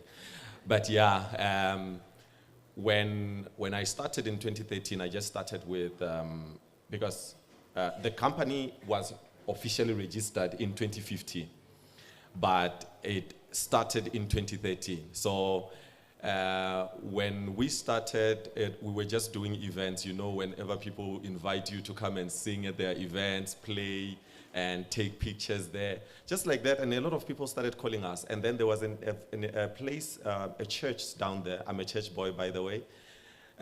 They wanted us to render services, but they wanted a registered company.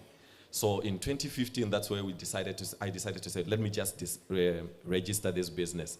I registered the business, and just like that, 2 months down the line, we got the deal, and we signed, I think it was somewhere around 70-something thousand on that event.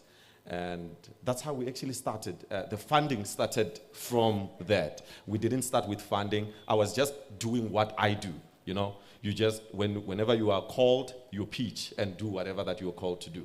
So people started paying us, and that's how the money went back and back and back again, and that's how we did it. Yeah, so this is why specifically when we introduced him, we played Skapora Moreki, because we've got a Moreki. Let's give him a round of applause. No, I'm kidding. No, man. So, but give me an idea. So entrepreneurship in and itself is very hard. Yeah. I don't know if you guys know, but entrepreneurship is hard. You know, oftentimes it's said that it's not for the faint-hearted. Mm-hmm. How do you continue to navigate and to still say, through lockdown, COVID-19, load shedding, I'm going to still continue in this entrepreneurial journey, you know? Because, I mean, I look at my entrepreneurial journey, you know, when lockdown happened, I felt like a startup again. You know, all these people out of the office, I'm left with 1-2 people, they are far, you can't deal as you should, there's business contracts are frozen, but how do you navigate? You know, because the thing sometimes about the people that we engage and, you know, Lerato, all the way to Hodi, all the way to Mpo, Lizzie, everyone, you know, when you get someone to come and speak on stage, they don't look like they've gone through any tough times. That's because their scars don't show. Yeah. The reason why we introduce this question is so that there's a level of realness around what you'll be faced with, what he's been faced with, and what you might still face as you move on. Mm-hmm. You know, as an entrepreneur, I actually loved when there was a magazine that came out I was the front of the page, and they wrote serial entrepreneur, as you said. I laughed when I saw that because, look, navigating back, when the first company was Rabbit Events Management. If you can see, I'm wearing a T-shirt here. I said I'm a church boy. This one is preaching. So this is one of my own, it's under the clothing brand. So after that, I started car rental. Car rental, which is one of the businesses which people usually say that now this business is for, you know, the whites. It's not for the blacks. So I came into the car rental business back in from 2016. And at that time, I was doing, you know, I did BSc at the university. For those who know BSc in physical and mineral sciences, you'll know how much it whips. So I was doing BSc. In the year 2016, I was still doing third year, second year from 2012. So I sort of like, yeah, that's how BSc will whip you, you know? But for me, I was not really focused much, I think, at school because I was busy with business, you know? When you're coming from a background where there's not so much, there's not enough money, you don't really have, yes, I did get support from home, but it was not really that enough, you know? I thought, let me just do something for myself that will bring in more money, you know? So it sort of like slowed me down on my academics. But fast forwarding, 2016, I did car rental. Then lockdown came now. With the lockdown, when it came, which is a story that a lot of people might not know, my cars were repossessed by the bank for the car rental. They were repossessed by the bank, and you know, now it's back to square one. You have to start over and try and make things work. At that time, there are no events. At that time, there's no one who's buying clothes to go where? I'm in my house, I'm not doing anything, you know? So it was one of the moments where, you know, Mr. Bulelani, I was breaking down, in fact. I was staying here at Mankweng at that time before I could move. But I had my last 1,000 in the account, you know? I had my last 1,000 in the account. And with that, I was supposed to go and buy groceries, you know? So at that time, during lockdown, you know, when lockdown was still like that, so I decided to say, since I have got a company, let me get a, what do we call this thing? Yes, a permit. I needed to get a permit. I did a permit for myself. Then I drove from the house to Paledi. And then I bought some groceries. So because I wanted to keep myself busy, Mpo spoke about social media. Make sure what you advertise on your social media or what you post on your social media will really work for you. A lot of people are just posting grooves, beers, savannah on the head every day. And you trying to better yourself. So what happened with me at that time, I decided when I bought the groceries, I was, let me go back to the house. I went on my Facebook now, you see? I was always posting whenever, even now, for those who are following me, you know, whenever I cook or I do something at the house, I will take a picture of it, I'll post it and say the kitchen, the boss is in the kitchen today, you see? So someone saw and they used to follow. So people would send me texts to say, no, tomorrow let's prepare dumpling and steak or dumpling and this. Then I would prepare that while people are following me and I would be busy teaching them. So one of the days, one lady, her name is, I forgot this, I'll tell you just now when I remember. She said, can we prepare pizza? I was like, pizza? I've never prepared pizza in my life. And I don't know how to prepare it. But I was like, okay, it's fine. Let me see what I can do. The same day, I drove out to the mall again. I bought, I think it was 300 grams, if not 150 grams of cheese. Then I went back to the house and some ingredients which I had in the fridge. At that time, I was starting with paloni, you know, not the most expensive things. I didn't have my bacon, I didn't have your ham, I didn't have all the other things that you see, your salamis and stuff. So I had only chicken paloni in my fridge. I took it, cut it into pieces, prepared pizza. I did the base. Oh, I checked the base on YouTube, by the way. So I was like, oh, how do they prepare this? Then I saw, this is a simple thing. I prepared it.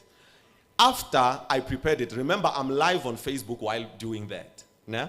So after I prepared that, someone sees the final product when I post. They were like, no, man, we have not been eating pizza in a very long time since lockdown started. Remember lockdown started around end of March, somewhere there. So I started the Rabbit's Pizza business on the 10th of April. So you can just look how hard it was to even go out at that time. So I prepared pizza and posted. Mpo was one of them. She's a very good friend of mine, Mpo Mashita. Then she calls me and says, Rabbit, I see you're also preparing pizza. A lot of people as well, they're like, no, please, we want to taste that pizza because we have not bought pizza at any restaurant in a long time. So the president then came and said, let's ease things up. Maybe the restaurants can open and they start doing deliveries, you know? So I was like, I'm not a restaurant, I understand, but I'm a business, it's registered, I've got a permit. Let me go and do the deliveries as well. So people started ordering in large numbers, you know? Then I would drive my car. I remember I was driving the Avio. It was a white Avio sedan there, which was later on taken as well by the bank again. So I was doing deliveries all around, and I started making money, you know? From that 1,000, I started making money. I would do about 10 deliveries in a day. Remember, that's like 1,000 rand because I was doing only large pizzas. And guess what? Large pizza. I did not have even a pizza cutter for that matter, or the one that you with. So sorry for those of you who will find out today, but I was using a lead. Yeah, and is that a 5 liter or what bucket? yeah, that one. You know, so I was using literally that. We called, you know, I don't even know the names of the things I use at my restaurant, by the way. But I did not even have the roller, the pizza roller. Guess what I was using? Yeah, I was using a cold drink bottle.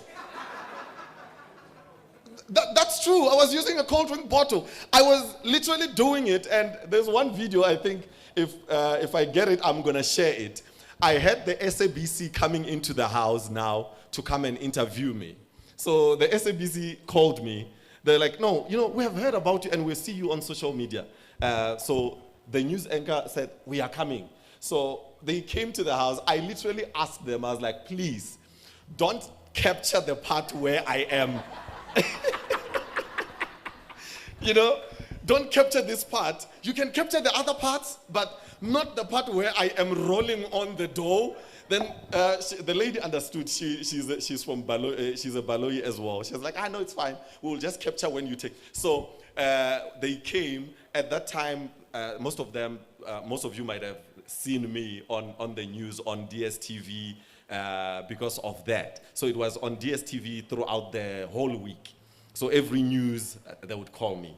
So after that, you know, I'm receiving a lot of messages, a lot of calls. Bompo, they are calling.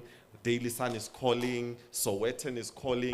I was even frustrated now because, you know, a lot of people are calling you to interview you about what you are doing because they feel like you have made it. And at that time, you know, these people, bankarata now, send karele.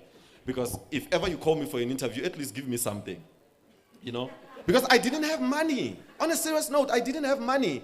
And everyone out there knows you, you know? People are seeing you on TV, they are inboxing you, they are texting you, oh, Mr. Rabbit, we love you, we see your work, we see you doing well, and all those things. That encouraged me. Thank you for those words anyway, but I never have money at that time. You know? So, at that time, I was like, okay, it's fine, I'm taking it. And a lot of people started knowing about us now. So I also got a chance, if you might have seen on the profile, to be interviewed. I was on the Espresso Show, SABC 3 as well. I was preparing pizza live there as well. Nothing for me to start. So the first person that you need to believe in, it's yourself, not anyone else. Because you will come to me and tell me, you know what, I've got a business idea. He did say now, you would come and say, I sent an email, I want an opportunity to come and pitch my business. You won't be able to listen. I have done that to a lot of businesses. I'm not going to mention names because some of them might be around, you know. But that never stopped me. I continued to even work when it was exactly like that. Then, fast forwarding now, coming back, from the people of Mankweng, I saw some of them were asking me, why are we not getting pizza? Why are we not getting pizza? So now you'll get an answer why you were not getting pizza in Mankweng ever since the year started. So now, here's another downfall, Mr. Bulelan, that came. Lockdown came and left. Now, load shedding comes back. So when load shedding comes, it's yet another story. So my restaurant was not open. Here, if you know Dijon, here, my restaurant was there. It was not opened. The day I came in on a Monday, I was like, let me go and check what do I have. It was not open the previous week, so I came to open and check. So I left. The following day, I came, I was just around here because I used to stay here, by the way. So I left. We were playing snooker there, which is pool as well. So I left to town. When I got to town, after passing Mall of the North, I received a call. Your shop is burning. You know, your shop is burning. I'm like, burning? From what? Electricity left at 11, now it's almost 1. Now your shop is burning. So that one brought me down as well. You know, I was like, this is hard. And at the moment, I'm busy trying to build or trying to work on another project at Araskukune. By the way, I'm running yet another restaurant. It's big, bigger than the one that you had here. Yeah. So, Araskukune, Ramkwane, for those who are coming from that side, you know, you don't need to drive to Polokwane, Mall of the North to come and have your breakfast, or you can just go there, you get everything. So you can also go on Rabbit's Pizza on your social media. You will see what we do. Your cocktails, all your mocktails and stuff, they are already there. You see, the downfall here did not stop me, Mr. Bulelani. I decided, I say, this is beyond my control. You know, I cannot change the situation. You know, growing up at church taught me one thing. There's a prayer of serenity that says, Lord, teach me to accept the things that I cannot be able to change. You know, so I decided to say, this I cannot change. I took a step back, but I never stopped doing what I was doing. I continued with what I was doing, which came out to even be bigger than what I was doing or what I lost at that moment. So that's how I dealt with, or how I'm dealing with it, because I'm still dealing with it even now. A round of applause. What a story that answered so many questions and had so many nuggets in there, right? Because sometimes, and I think I want to just share this part, because, you know, the entrepreneurship is difficult, number one. Entrepreneurs have gone through various cycles of entrepreneurship, and some have closed down. The beautiful thing that I love about this is finding different ways of pivoting in different circumstances. You know, because, and sometimes what we do is that we internalize the failure. Yeah. Because the failure of a business is not the failure of you as an individual. This is what I'm picking up. I don't know what you guys are picking up. And this is validating me, right, as an individual who's in business, that the failure of a business is not my personal failure. That there's nothing wrong, failure, and then and then you catch some breath. And then you go back in. Maybe you'll go back. If you'll go back. You are not the failure. But circumstances sometimes become so bad that your shop burns down, you know, unprovoked. And what do you then do? Do you give up entirely and throw yourself hat out of the ring? Or do you find certain ways of saying, I'll try another chance, or whatsoever the case is? So, did you, what, I mean, you're obviously an entrepreneur, you're telling us you learned some of the stuff, I mean, the pizza base on YouTube and stuff like that. I mean, how do you keep updated, you know, in the entrepreneurial journey? Do you have a mentor? Do you have a business guide? how do you keep yourself up to breast? You know, because sometimes what we then also do sometimes is that we hold back on doing certain things because we feel like, well, I don't have a mentor yet, a physical mentor who's giving me time, so I won't do anything. And then sometimes we also then undermine watching YouTube videos and the sorts because we sort of feel like those are that, you know, that content is not the same because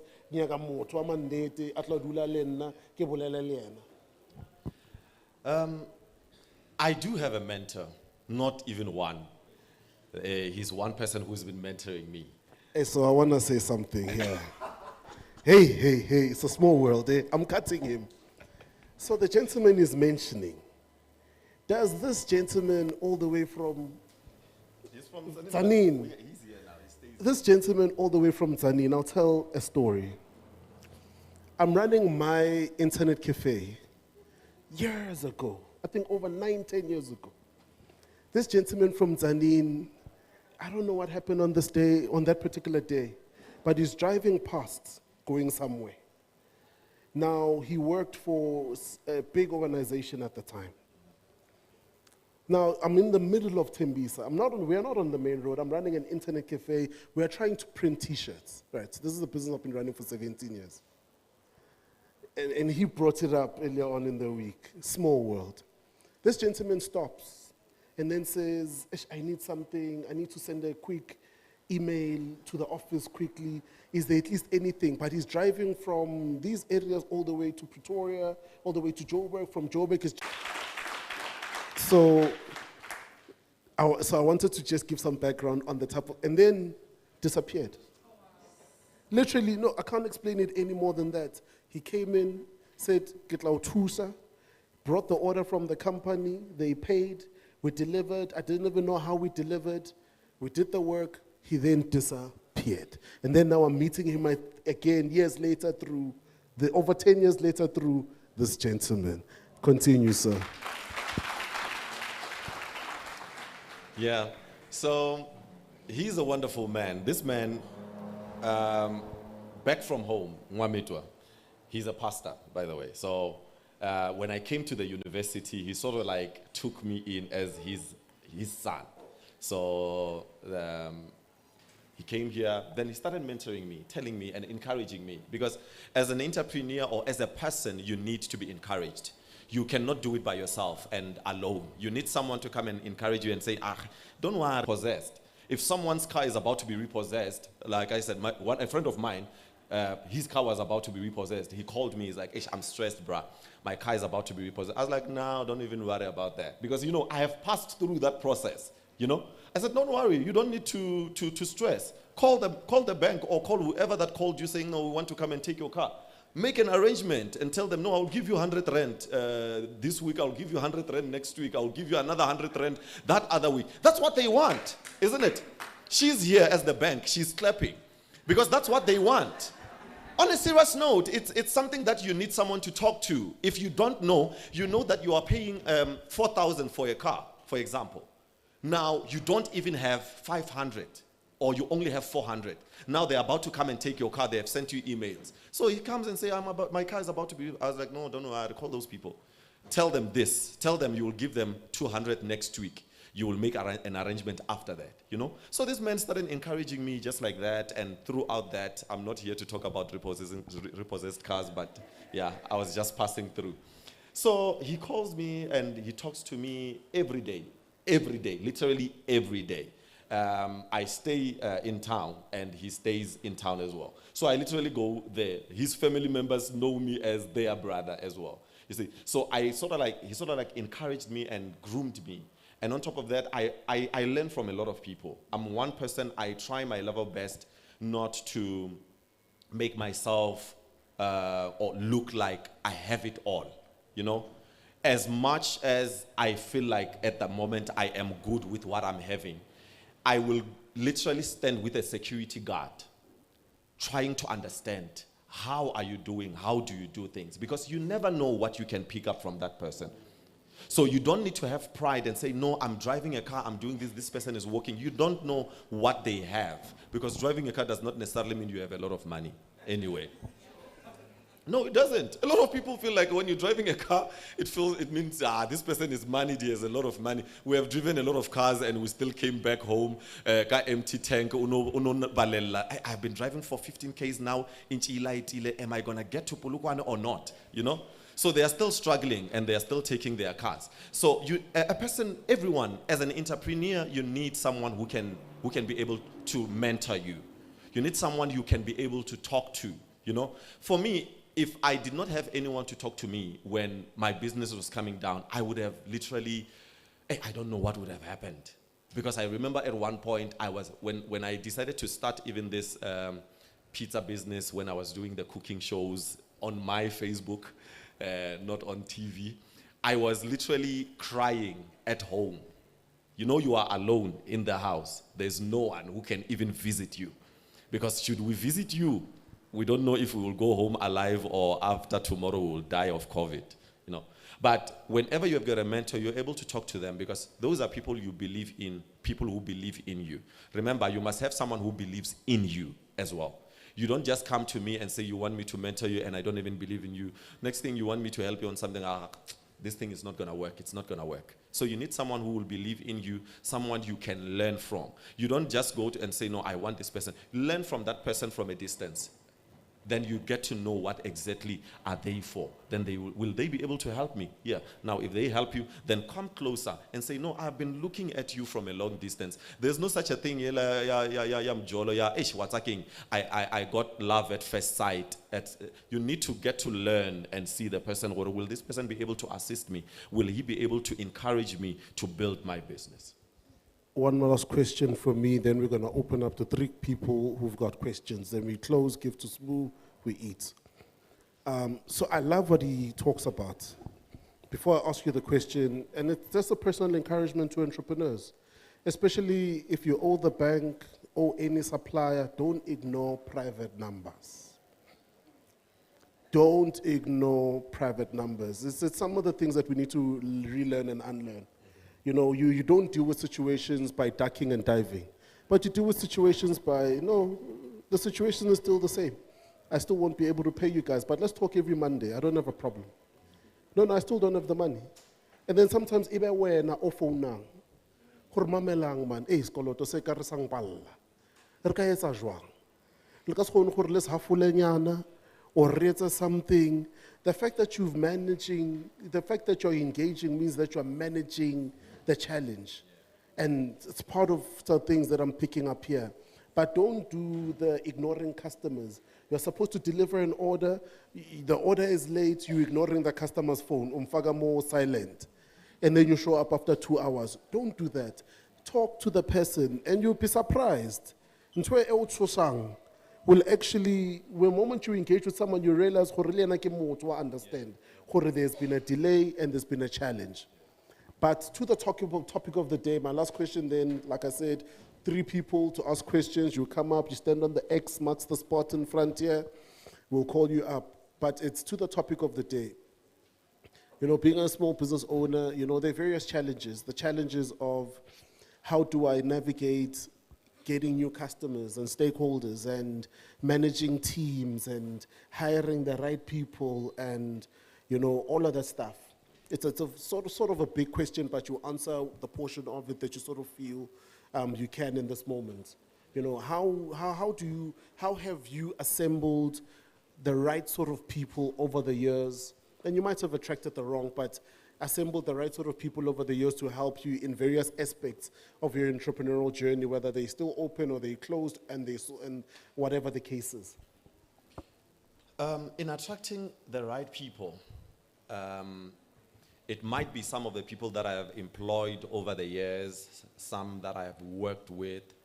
Like I'm saying, a relationship is the most important thing. Make sure you create relationships. There's a lot of people, they are burning bridges. For the fact that you know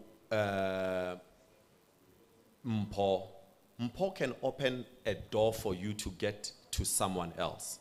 You know? Look, with that interview that I have got from SABC, it got me to a point where I was even called by the Office of the Presidency. The Office of the Presidency called me. They're like, no, we have seen you are doing this on social media. I repeat again. We have seen your work on social media, and we loved what you're doing. This was Khadija. Yes. This is the person who writes the speech for the president and stuff. So they're like, we see your work, and the president is interested in you. Can we write about you so that he can talk about you? Then I was like, yeah, definitely. Why not? He's the president.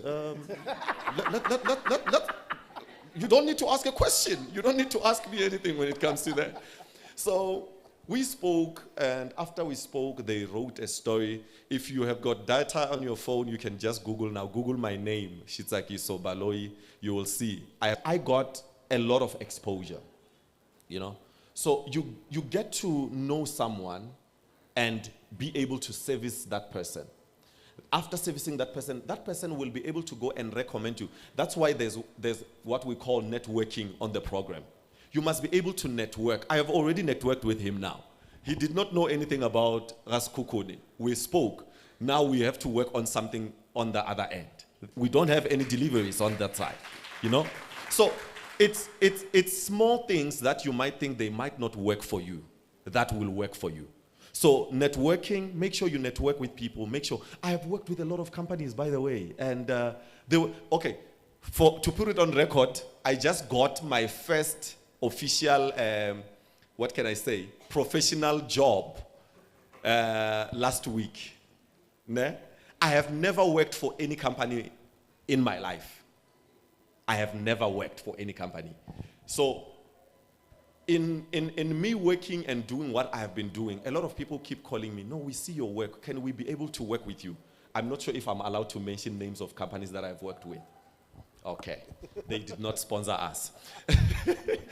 That's a good answer, actually. Yeah. Give him a round of applause for that. So I have worked with big companies, you know. I have worked with big companies that you can mention. For those who are following me on social media, you might have seen them.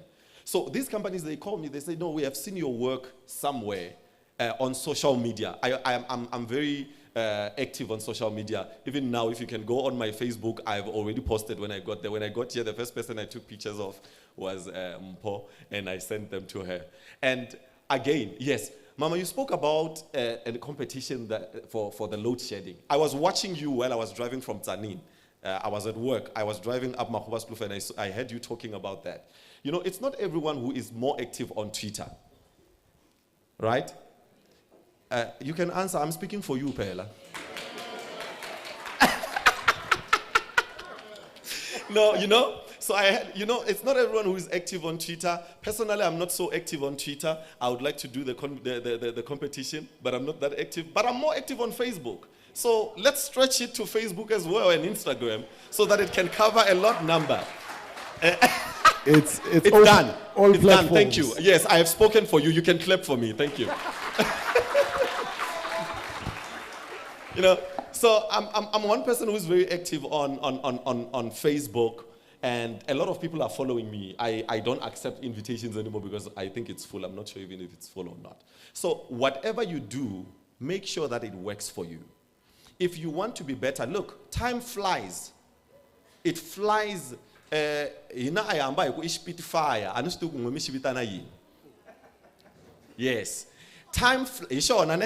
Yes. Time flies. It moves fast as light, you know. The moment you see it, it's already gone.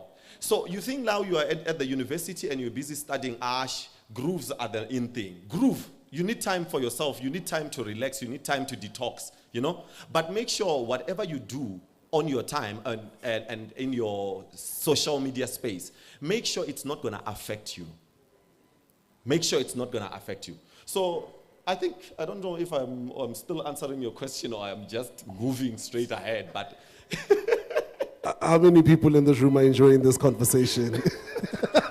There's your answer. Yeah. So just 3 questions because we've stretched the program, and I really thank you guys for that, accommodating the load shedding issues, switching over to generators. But if there's any 3 individuals who've got questions, Please raise your hand, come up, ask. Okay, we've got 1, 2, the lady at the back, the gentleman, the last one. I've got 2, is the last one, the gent. Yeah, please come to the X. Please help us with a mic. Yeah, please just come up to the front. 3 questions, we hand over to Sbu, we announce the pictures, we eat, we network. Don't forget, the exhibitors, take pictures, tag them on social media, all of the, it's my simple request. Please come. Yeah, that's, Exonga Solve. Perfect. Okay, he's bringing the mic.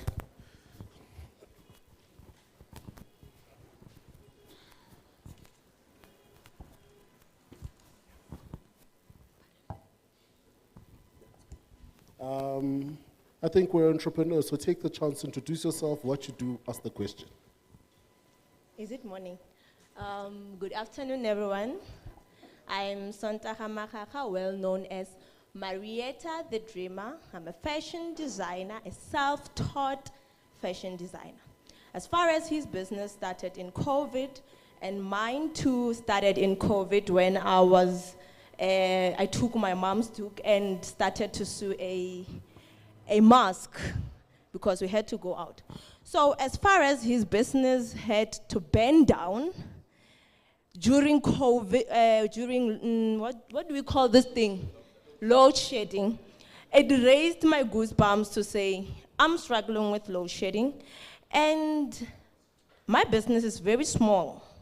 So with those 2 industrial machines I have, if lights goes off and it comes back and triggers something and it burns down, what is it that I can do?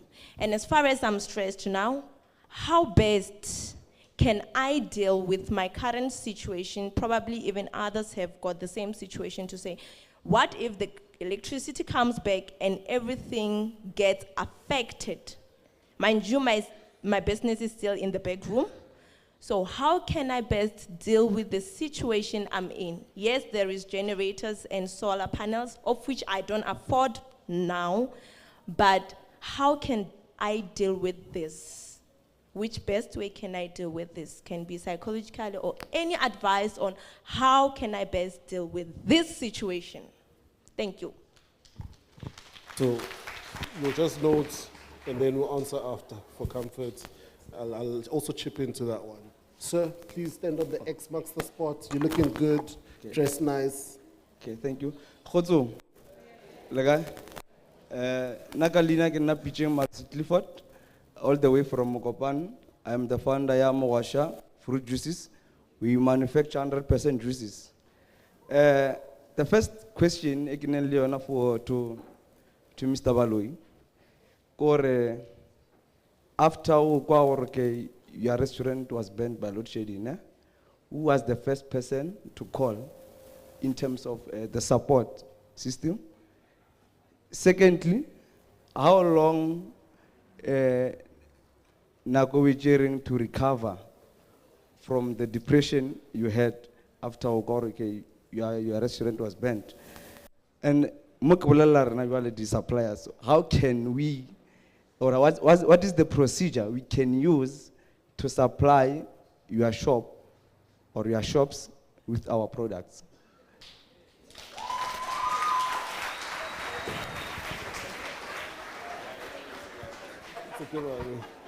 Sir? Good afternoon, everyone. I'm 20 years old from Mashashan. I don't have any company under my name right now. I'm just here to learn and network with some people. I decided to jot down my question so that it can be understandable, so that I don't get nervous. So I wrote it down. It is as follows.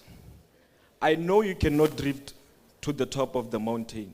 My question is, what are the books you used to read that poured massive ingredients into your life? Thank you. Question, thank you, beautiful. Now just, thank you so, yeah.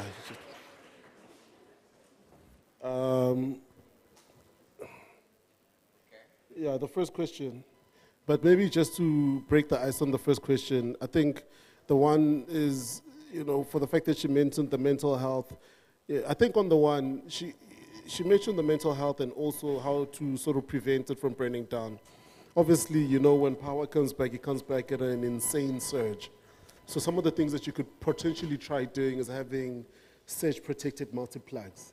But obviously, in an instance where you run an operation that uses three-phase electricity, then you need like surge protectors and surge resistors that are added to your DB board. Right? That would be on the technical side, and that would sort of help you. And then based off your conversation, maybe with an electrician, maybe an electrician might even say to you what you need is the surge protector and a surge protection rod, one that will go up on top of the house or on the ground. But sometimes if uqashitse, then the best thing to do is just to insulate where you are. Ufake barking. That's, one of the brands that's out there sold, you get one of those. But I think on the depressive part, and that's really the tough part. For me, just build a community of people around you. Sometimes you think, what am I going to share with that person? But the commonalities are the fact that entrepreneurship at its elementary level is all the same. We differ in what we sell out to the market. So having a community of individuals means you will have someone and share ideas. And sometimes when you share ideas, that's when you might even pivot those ideas to the next level. So over to you, Ntate Baloyi. You've got these three amazing questions. There you go, sir. All right. I think on that one, on the first one, my sister, the one you asked, he answered it very well. He couldn't be on par. He answered it very well. And when it comes to load shedding, it's something that we are all struggling about now. Because last week, 2 weeks, last week, yes, one of my employees as well burnt another generator. So as it stands, it's back to square zero again. So, so there's not really something that one can say and say, we'll run and make sure that you don't express loss and stuff like that. As it stands, we are still going through loss. Hence, I had to accept another job that I got. So to try, if money is not coming in on this side, I take money from this side and put it back into the business. And that's yet another thing that as an entrepreneur you need to know and get to learn. The money that you have, you make sure you invest into your own business. And whatever the business is making, reinvest it back into the business. You can eat profit after... Some businesses can just grow in 2 weeks. Some can grow in a month. Some in 5 years. My business has been there for like 8 years, if I'm counting the registering when we first registered. But I've been operating for like 10 years, if I'm not mistaken. You get it? So on the electricity part, yeah, let's try, as you work, make sure that you put just a little something on the side so that you are able to invest back into your business. Don't wait for anyone.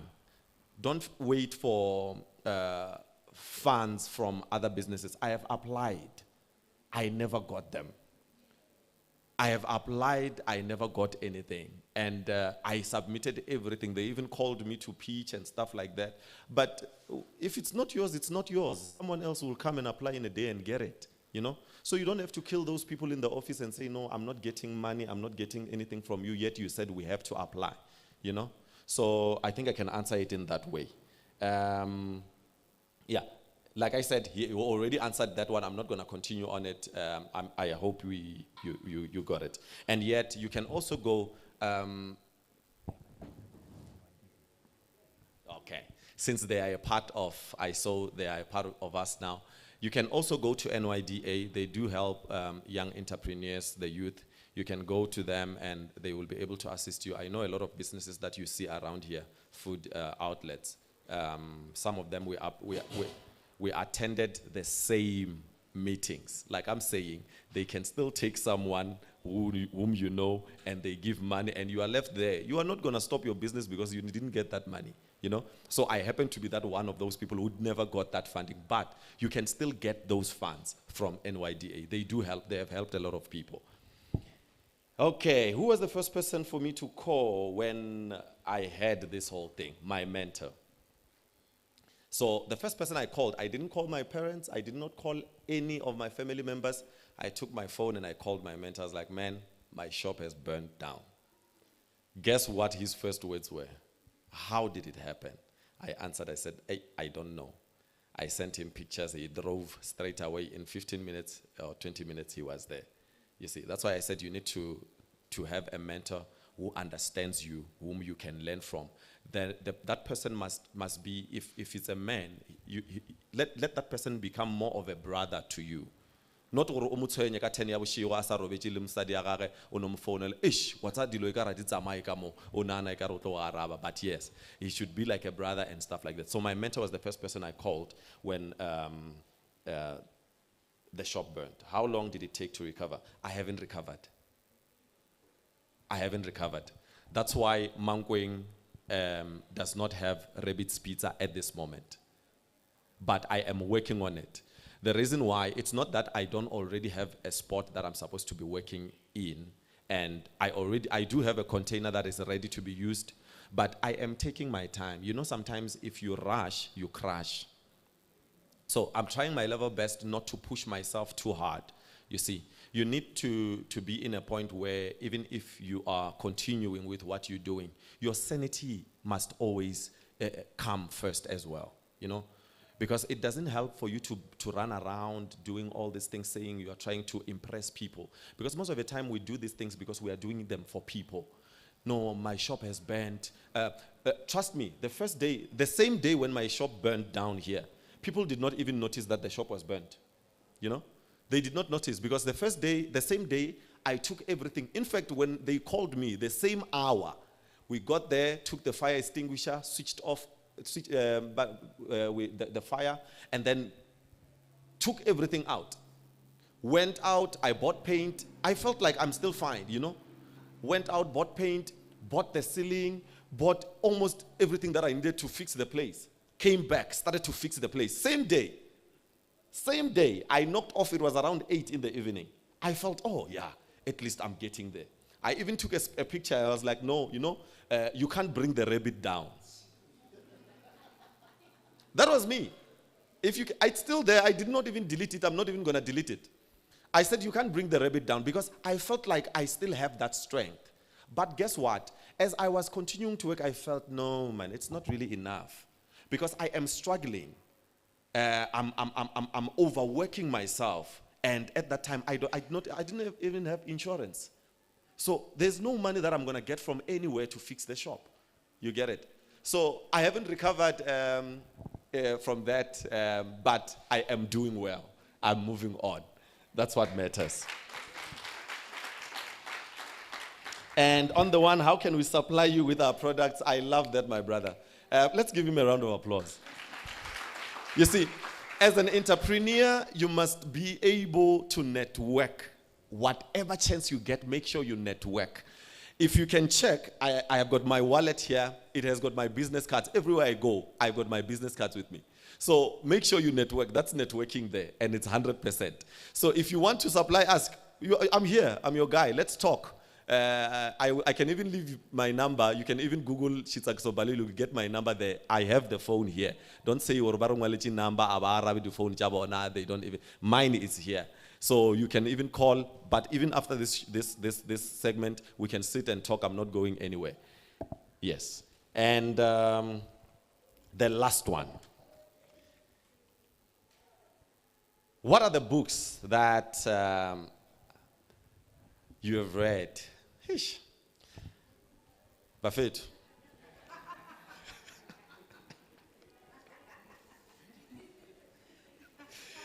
Honestly speaking, I haven't even read Mpo's book.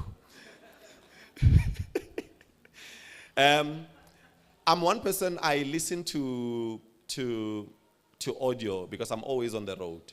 So sometimes you find, like I'm saying, I was live on YouTube while I was driving here. So I listen to a lot of people who are doing business. I'm not a person who does a lot of reading. I know there's a lot of friends of mine who have written books, and I bought those books. You can go to my house now, you will find those books are there, but I've never even opened it. It's me being honest. I have never even opened it. I do buy books. If you write a book, I will buy, and just to support you. But I don't really read so much. So I listen to a lot of people motivating. I believe in hearing when a person is speaking, because I feel like, for me, I'm not in discouraging anyone. Read books. They are very important. You learn a lot from them.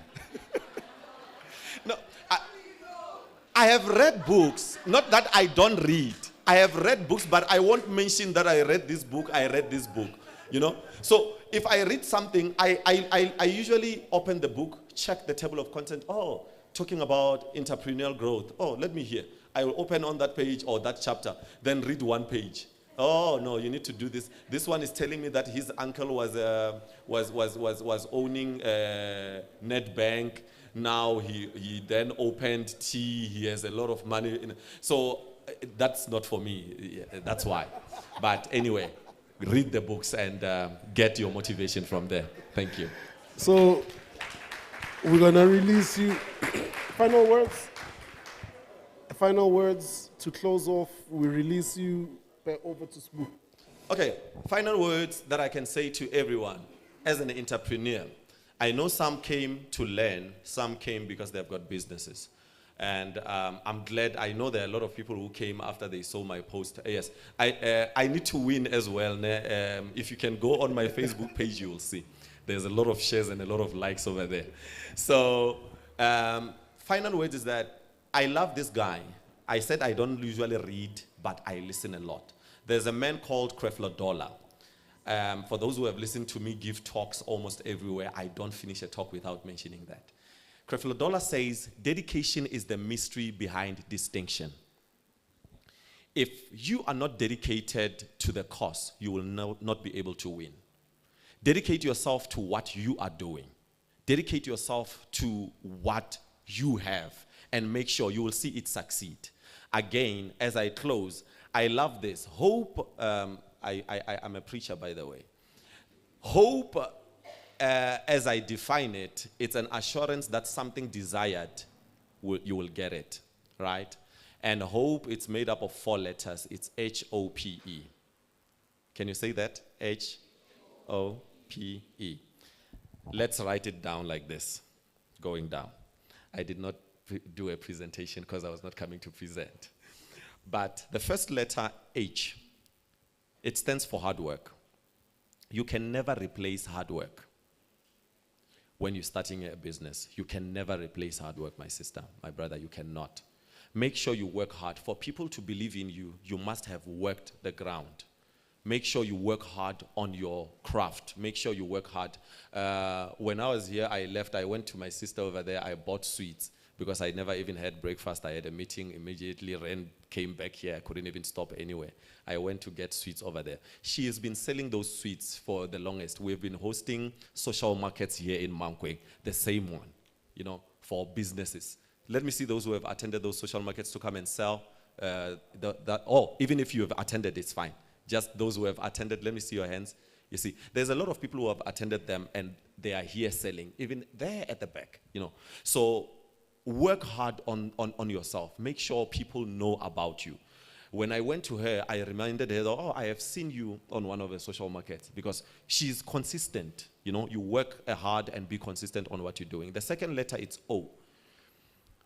It stands for organize. Make sure you are organized as an entrepreneur. If you are not organized, you cannot be able to do anything. Trust me. People have started and they have failed because they were not organized. Bafetu, let me see Majita here, entrepreneurs. If you are an entrepreneur, Majita, raise your hand with pride. Bafetu, we need to be organized. Banyana abafeli. Batotla baija chelete agago ba utlwela uduchi like that. Afecha arash, wena ash aubechi. It's better ba ulebule as a person wa usibeche than for you or uchiye the last year stock osagago uye ubeche yena and then usasa you are dead.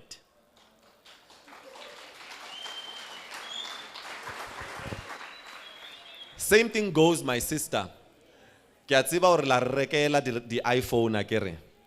If o bona ekare now ke tšhelete ya stock, I don't even go there. Don't eat the seed. If you eat the seed, you will never be able to get fruits anymore, right? So the third letter, it's P. When you have worked so hard and was organized in preparing, in doing a lot of things that you're doing, now you need to prepare yourself. You prepare. I'm not going to talk so much about preparing and stuff like that, but after preparing, what you do, you just enjoy your life and what you have worked hard for. So you enjoy. The last letter, it's E. You enjoy.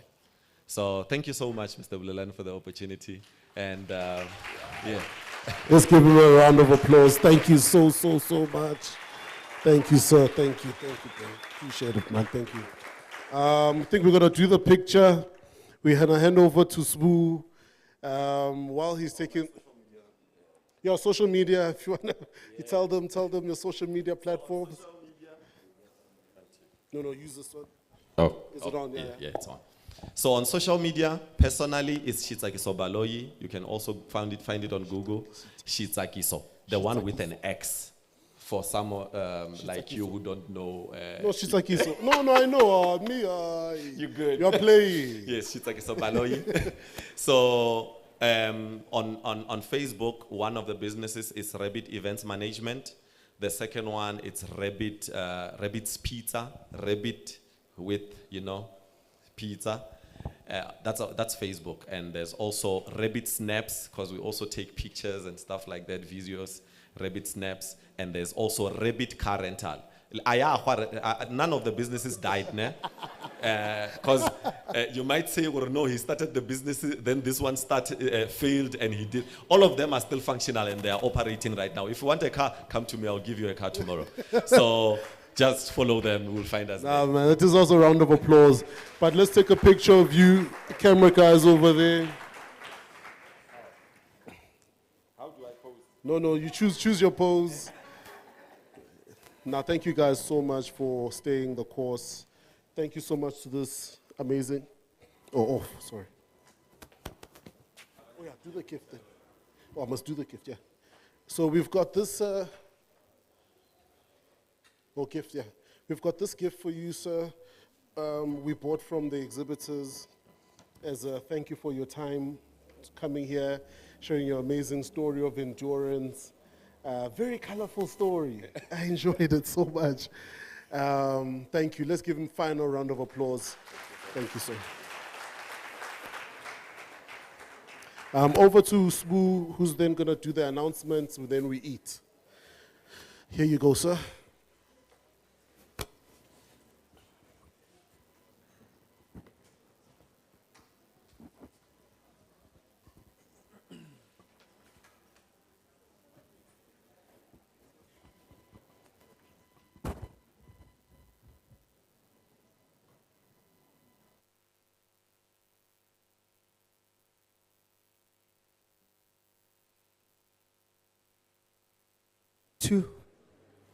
My brother, can I get the mic?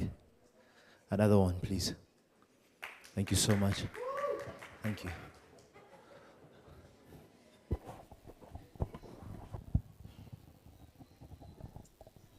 All right. Yo. Sure. I'm just looking at the bag and it's packed. It's 2:30 on a Saturday, and it's packed. No one forced you to be here. You're still here. It's packed. Hey, it's packed, man.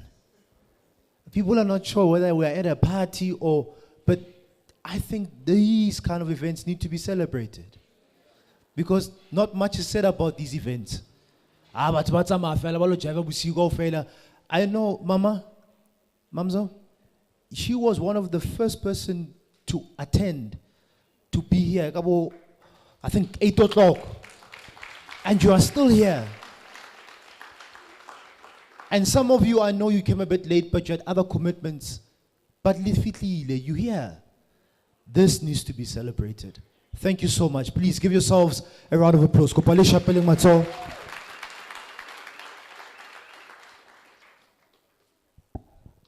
All right, we down to the final part. The pitching competition announcement. There were 6, and soon there will be 1. The finalists, they were smiling with each other now.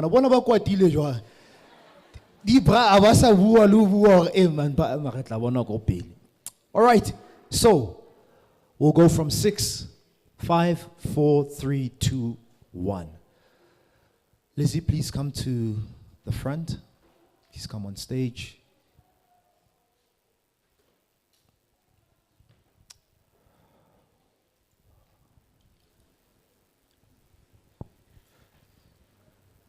All right. Can we please have the envelope?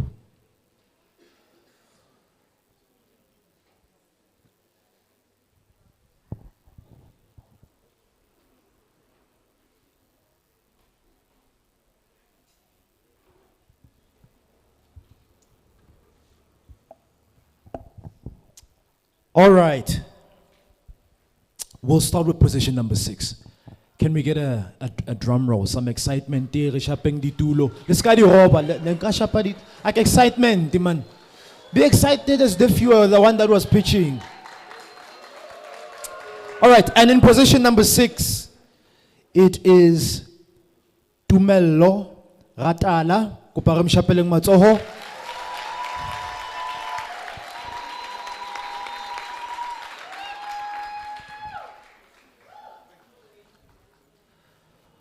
All right, there's your gift, my brother. Please, can we look at the camera? Oh, come closer, man. Let's go. No. Get closer to. Come closer. No, yeah. Yeah, come close. Yeah, close. Okay. All right, one more time, a round of applause for Tumelo. Running an amazing construction bricklaying business. We heading to position number 5.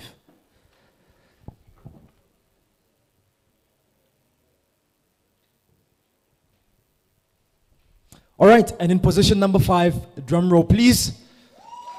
Drum roll. Position number 5 is Ngakwana Sileka. From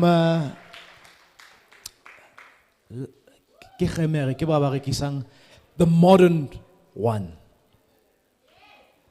She comes on stage. She takes position number 5 for the pitching competition.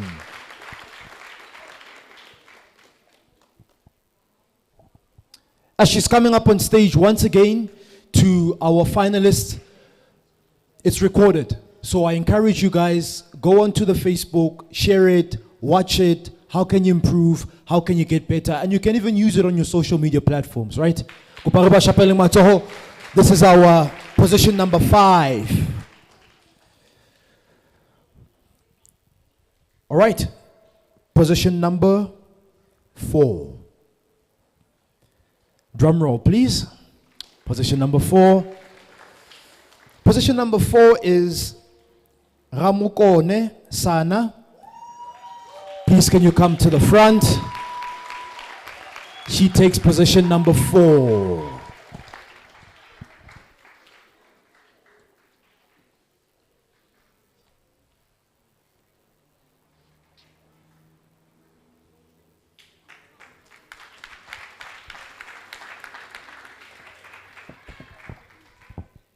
Student, full-time, and full-time farming in one. One more time, a round of applause for Ramukone. All right, down to the final 3.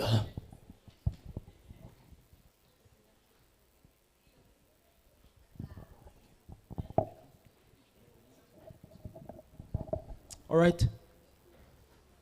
Speakers, please come to the front. Lerato, please come. Brother, please come. Kodi, please come to the front as well. Oh, Mpo as well, please come to the front. My brother.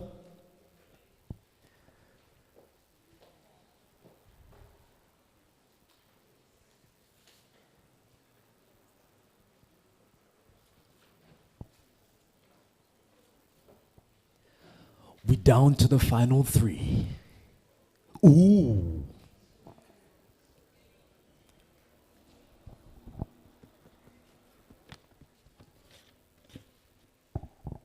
I must say, what separated position number 2 and position number 1 was 2 points. It was that close. But let's get to position number 3. Can I get a drum roll, please? A drum roll, please. Drum roll, please. This is for position number 3. Position number 3 is Richard Mabetela. Richard takes bronze. 3rd position. Daram Shapelang Matsoho.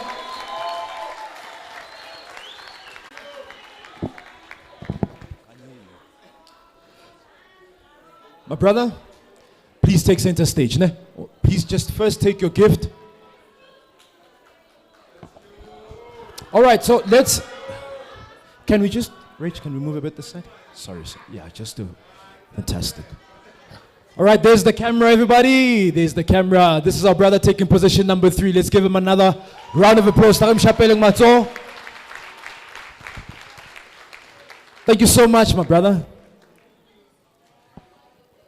I will never forget you. Abu the Ice Cube. I never could level me bra. All right, we're down to the final 2. Final 2. Please, can the final 2 come to the front? Matome, Mutalane, and Lebohang Moloto. Please, can you come to the front?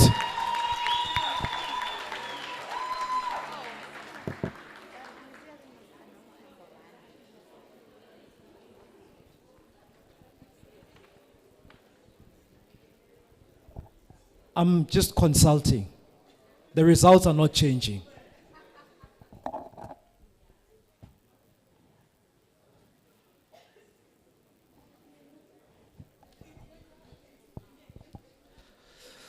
All right. Position, I've been told to announce position number 1 and get straight to it.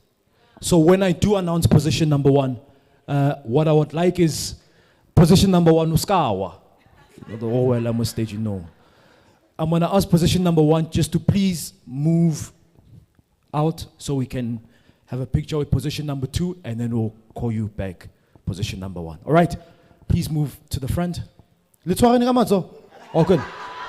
No, Kiki, one Namazo. Oh, she's. Hey, they hit deep, you must.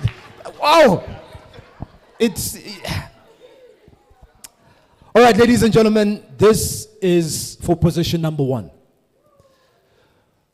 The person who will walk away with position number 1 wins a grand prize of 50,000 Rand, which is a cash injection, 50%.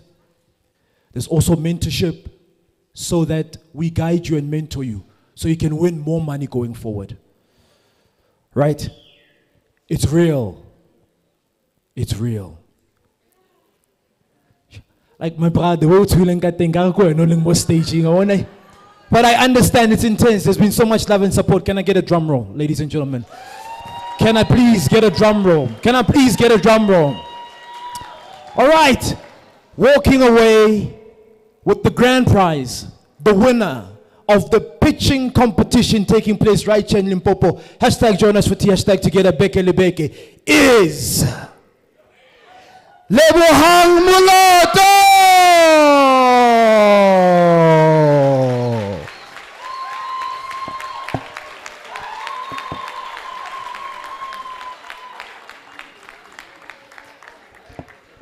Very, very, very close. My brother, Matome, congratulations. You take the silver for today. Brilliant, brilliant, brilliant, brilliant, brilliant, brilliant, absolutely brilliant. Can we have a look at the camera, please? Camera? Let's give him another round of applause.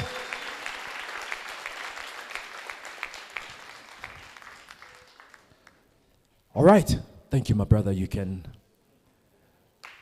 ascend the stage as we welcome our winner for the pitching competition, walking away with the grand prize. Let's get up on our feet. Let's get up on our feet and celebrate our winner, Lebohang Muloto.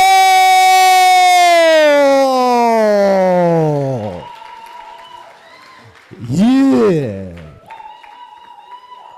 Umandla, power. And it's not because Women's Day is around the corner. No, she deserves it. She truly deserves it. One more time, ladies and gentlemen, a round of applause for our pitch winner. Right here in Turfloop, Limpopo, walking away with the grand prize of 50,000 rand. So, Lebohang,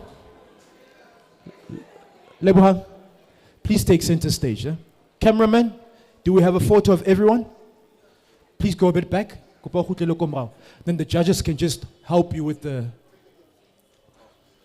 All right. Let's look at the camera. One more time, ladies and gentlemen.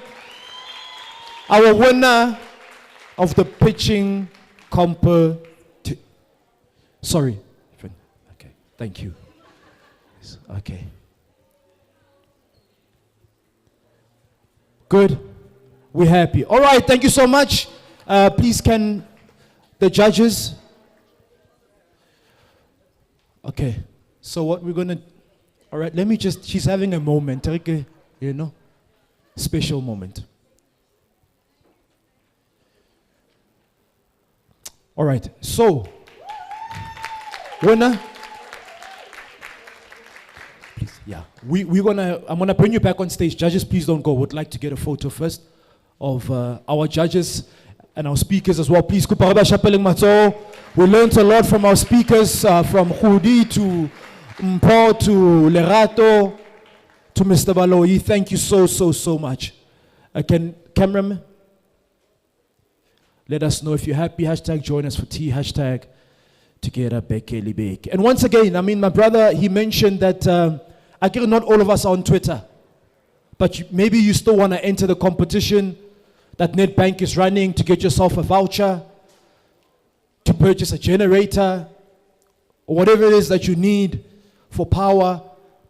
They've opened up the competition to Facebook as well. But you need to use, hey, my brother, you plug people in. Yeah. Nedbank is looking at you and thinking, oh, no. They're happy. Okay, good. Lovely. For the people, use the hashtag join us for tea, hashtag together Beke Libeke. Winner.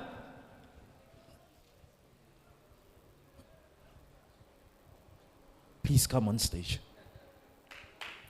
Let's hold this for you, nah? Let's hold this for you. Come on stage.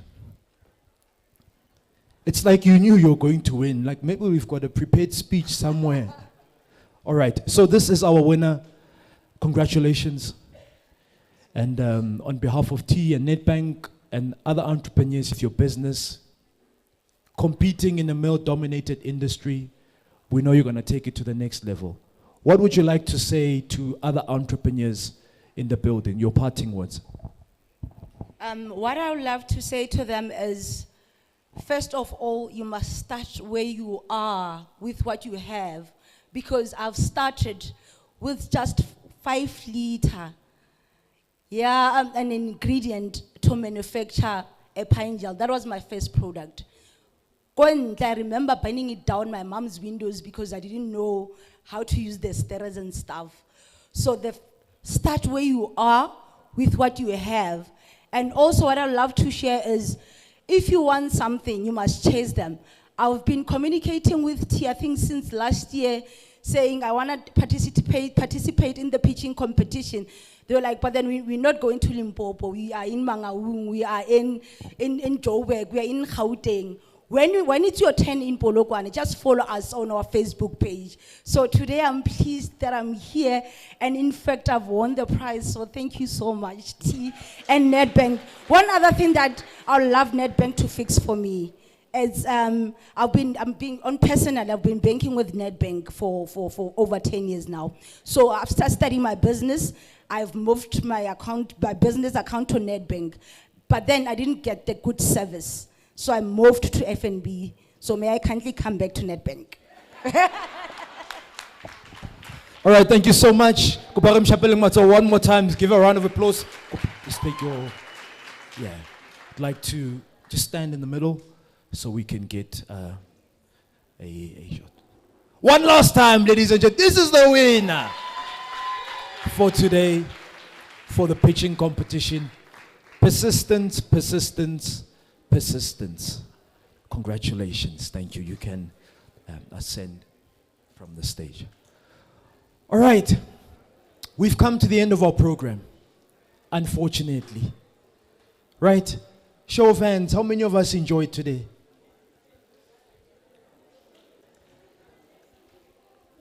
Did you say you want us to come back next week? Yes. Guys, should T and Nedbank come back again? Yes. They can't hear you. Should we come back again? Week after week.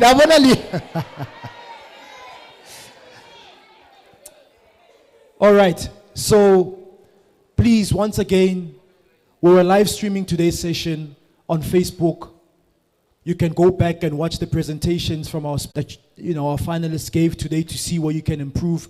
Please continue to share today's session on our Facebook page.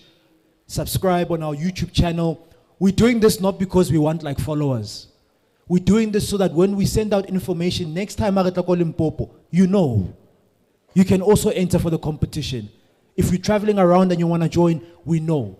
Or today's session, you said, yeah, Spu, you're speaking about building teams, relationships, I understand. But not personally, I'm struggling when it comes to sales. I've got products, but I'm struggling when it comes to sales. You go onto our page on YouTube. You go onto our page on Facebook. We've got different presentations from experts on different topics that you may be struggling with or that you need help on. So we are there for you to help you to take it to the next level. Thank you so much once again for coming today. We're now going to eat. The arrangements in terms of food are this. Lastly, as Bulelani said, let's continue to network, continue to see the exhibitors, continue to buy from them. Just enjoy your Saturday. We are here together, like-minded entrepreneurs. We've got our usher, my sister on my right hand side. Mapule, ne? Mapule, Aus Mapule. So, we're all going to go out where Aus Mapule is. Right? And then Aus Mapule, where you're going to go. So, as you're going to turn left. There's going to be another usher at the back who's going to show you where to go. You're going to take a left. And then Dijo, you'll see a table. The team will assist you, will give you something to eat, and then you come inside. So please, let's start kamole and then go and get food there. You're going to disrupt the whole process. So go fella, retwamo, where Mapule is, we turn left. There'll be another usher, turn left. You have something to eat. I think it's a burger, it's chips, and a cool drink. Are we together? Thank you so much once again. Thank you for showing us love. We really appreciate it.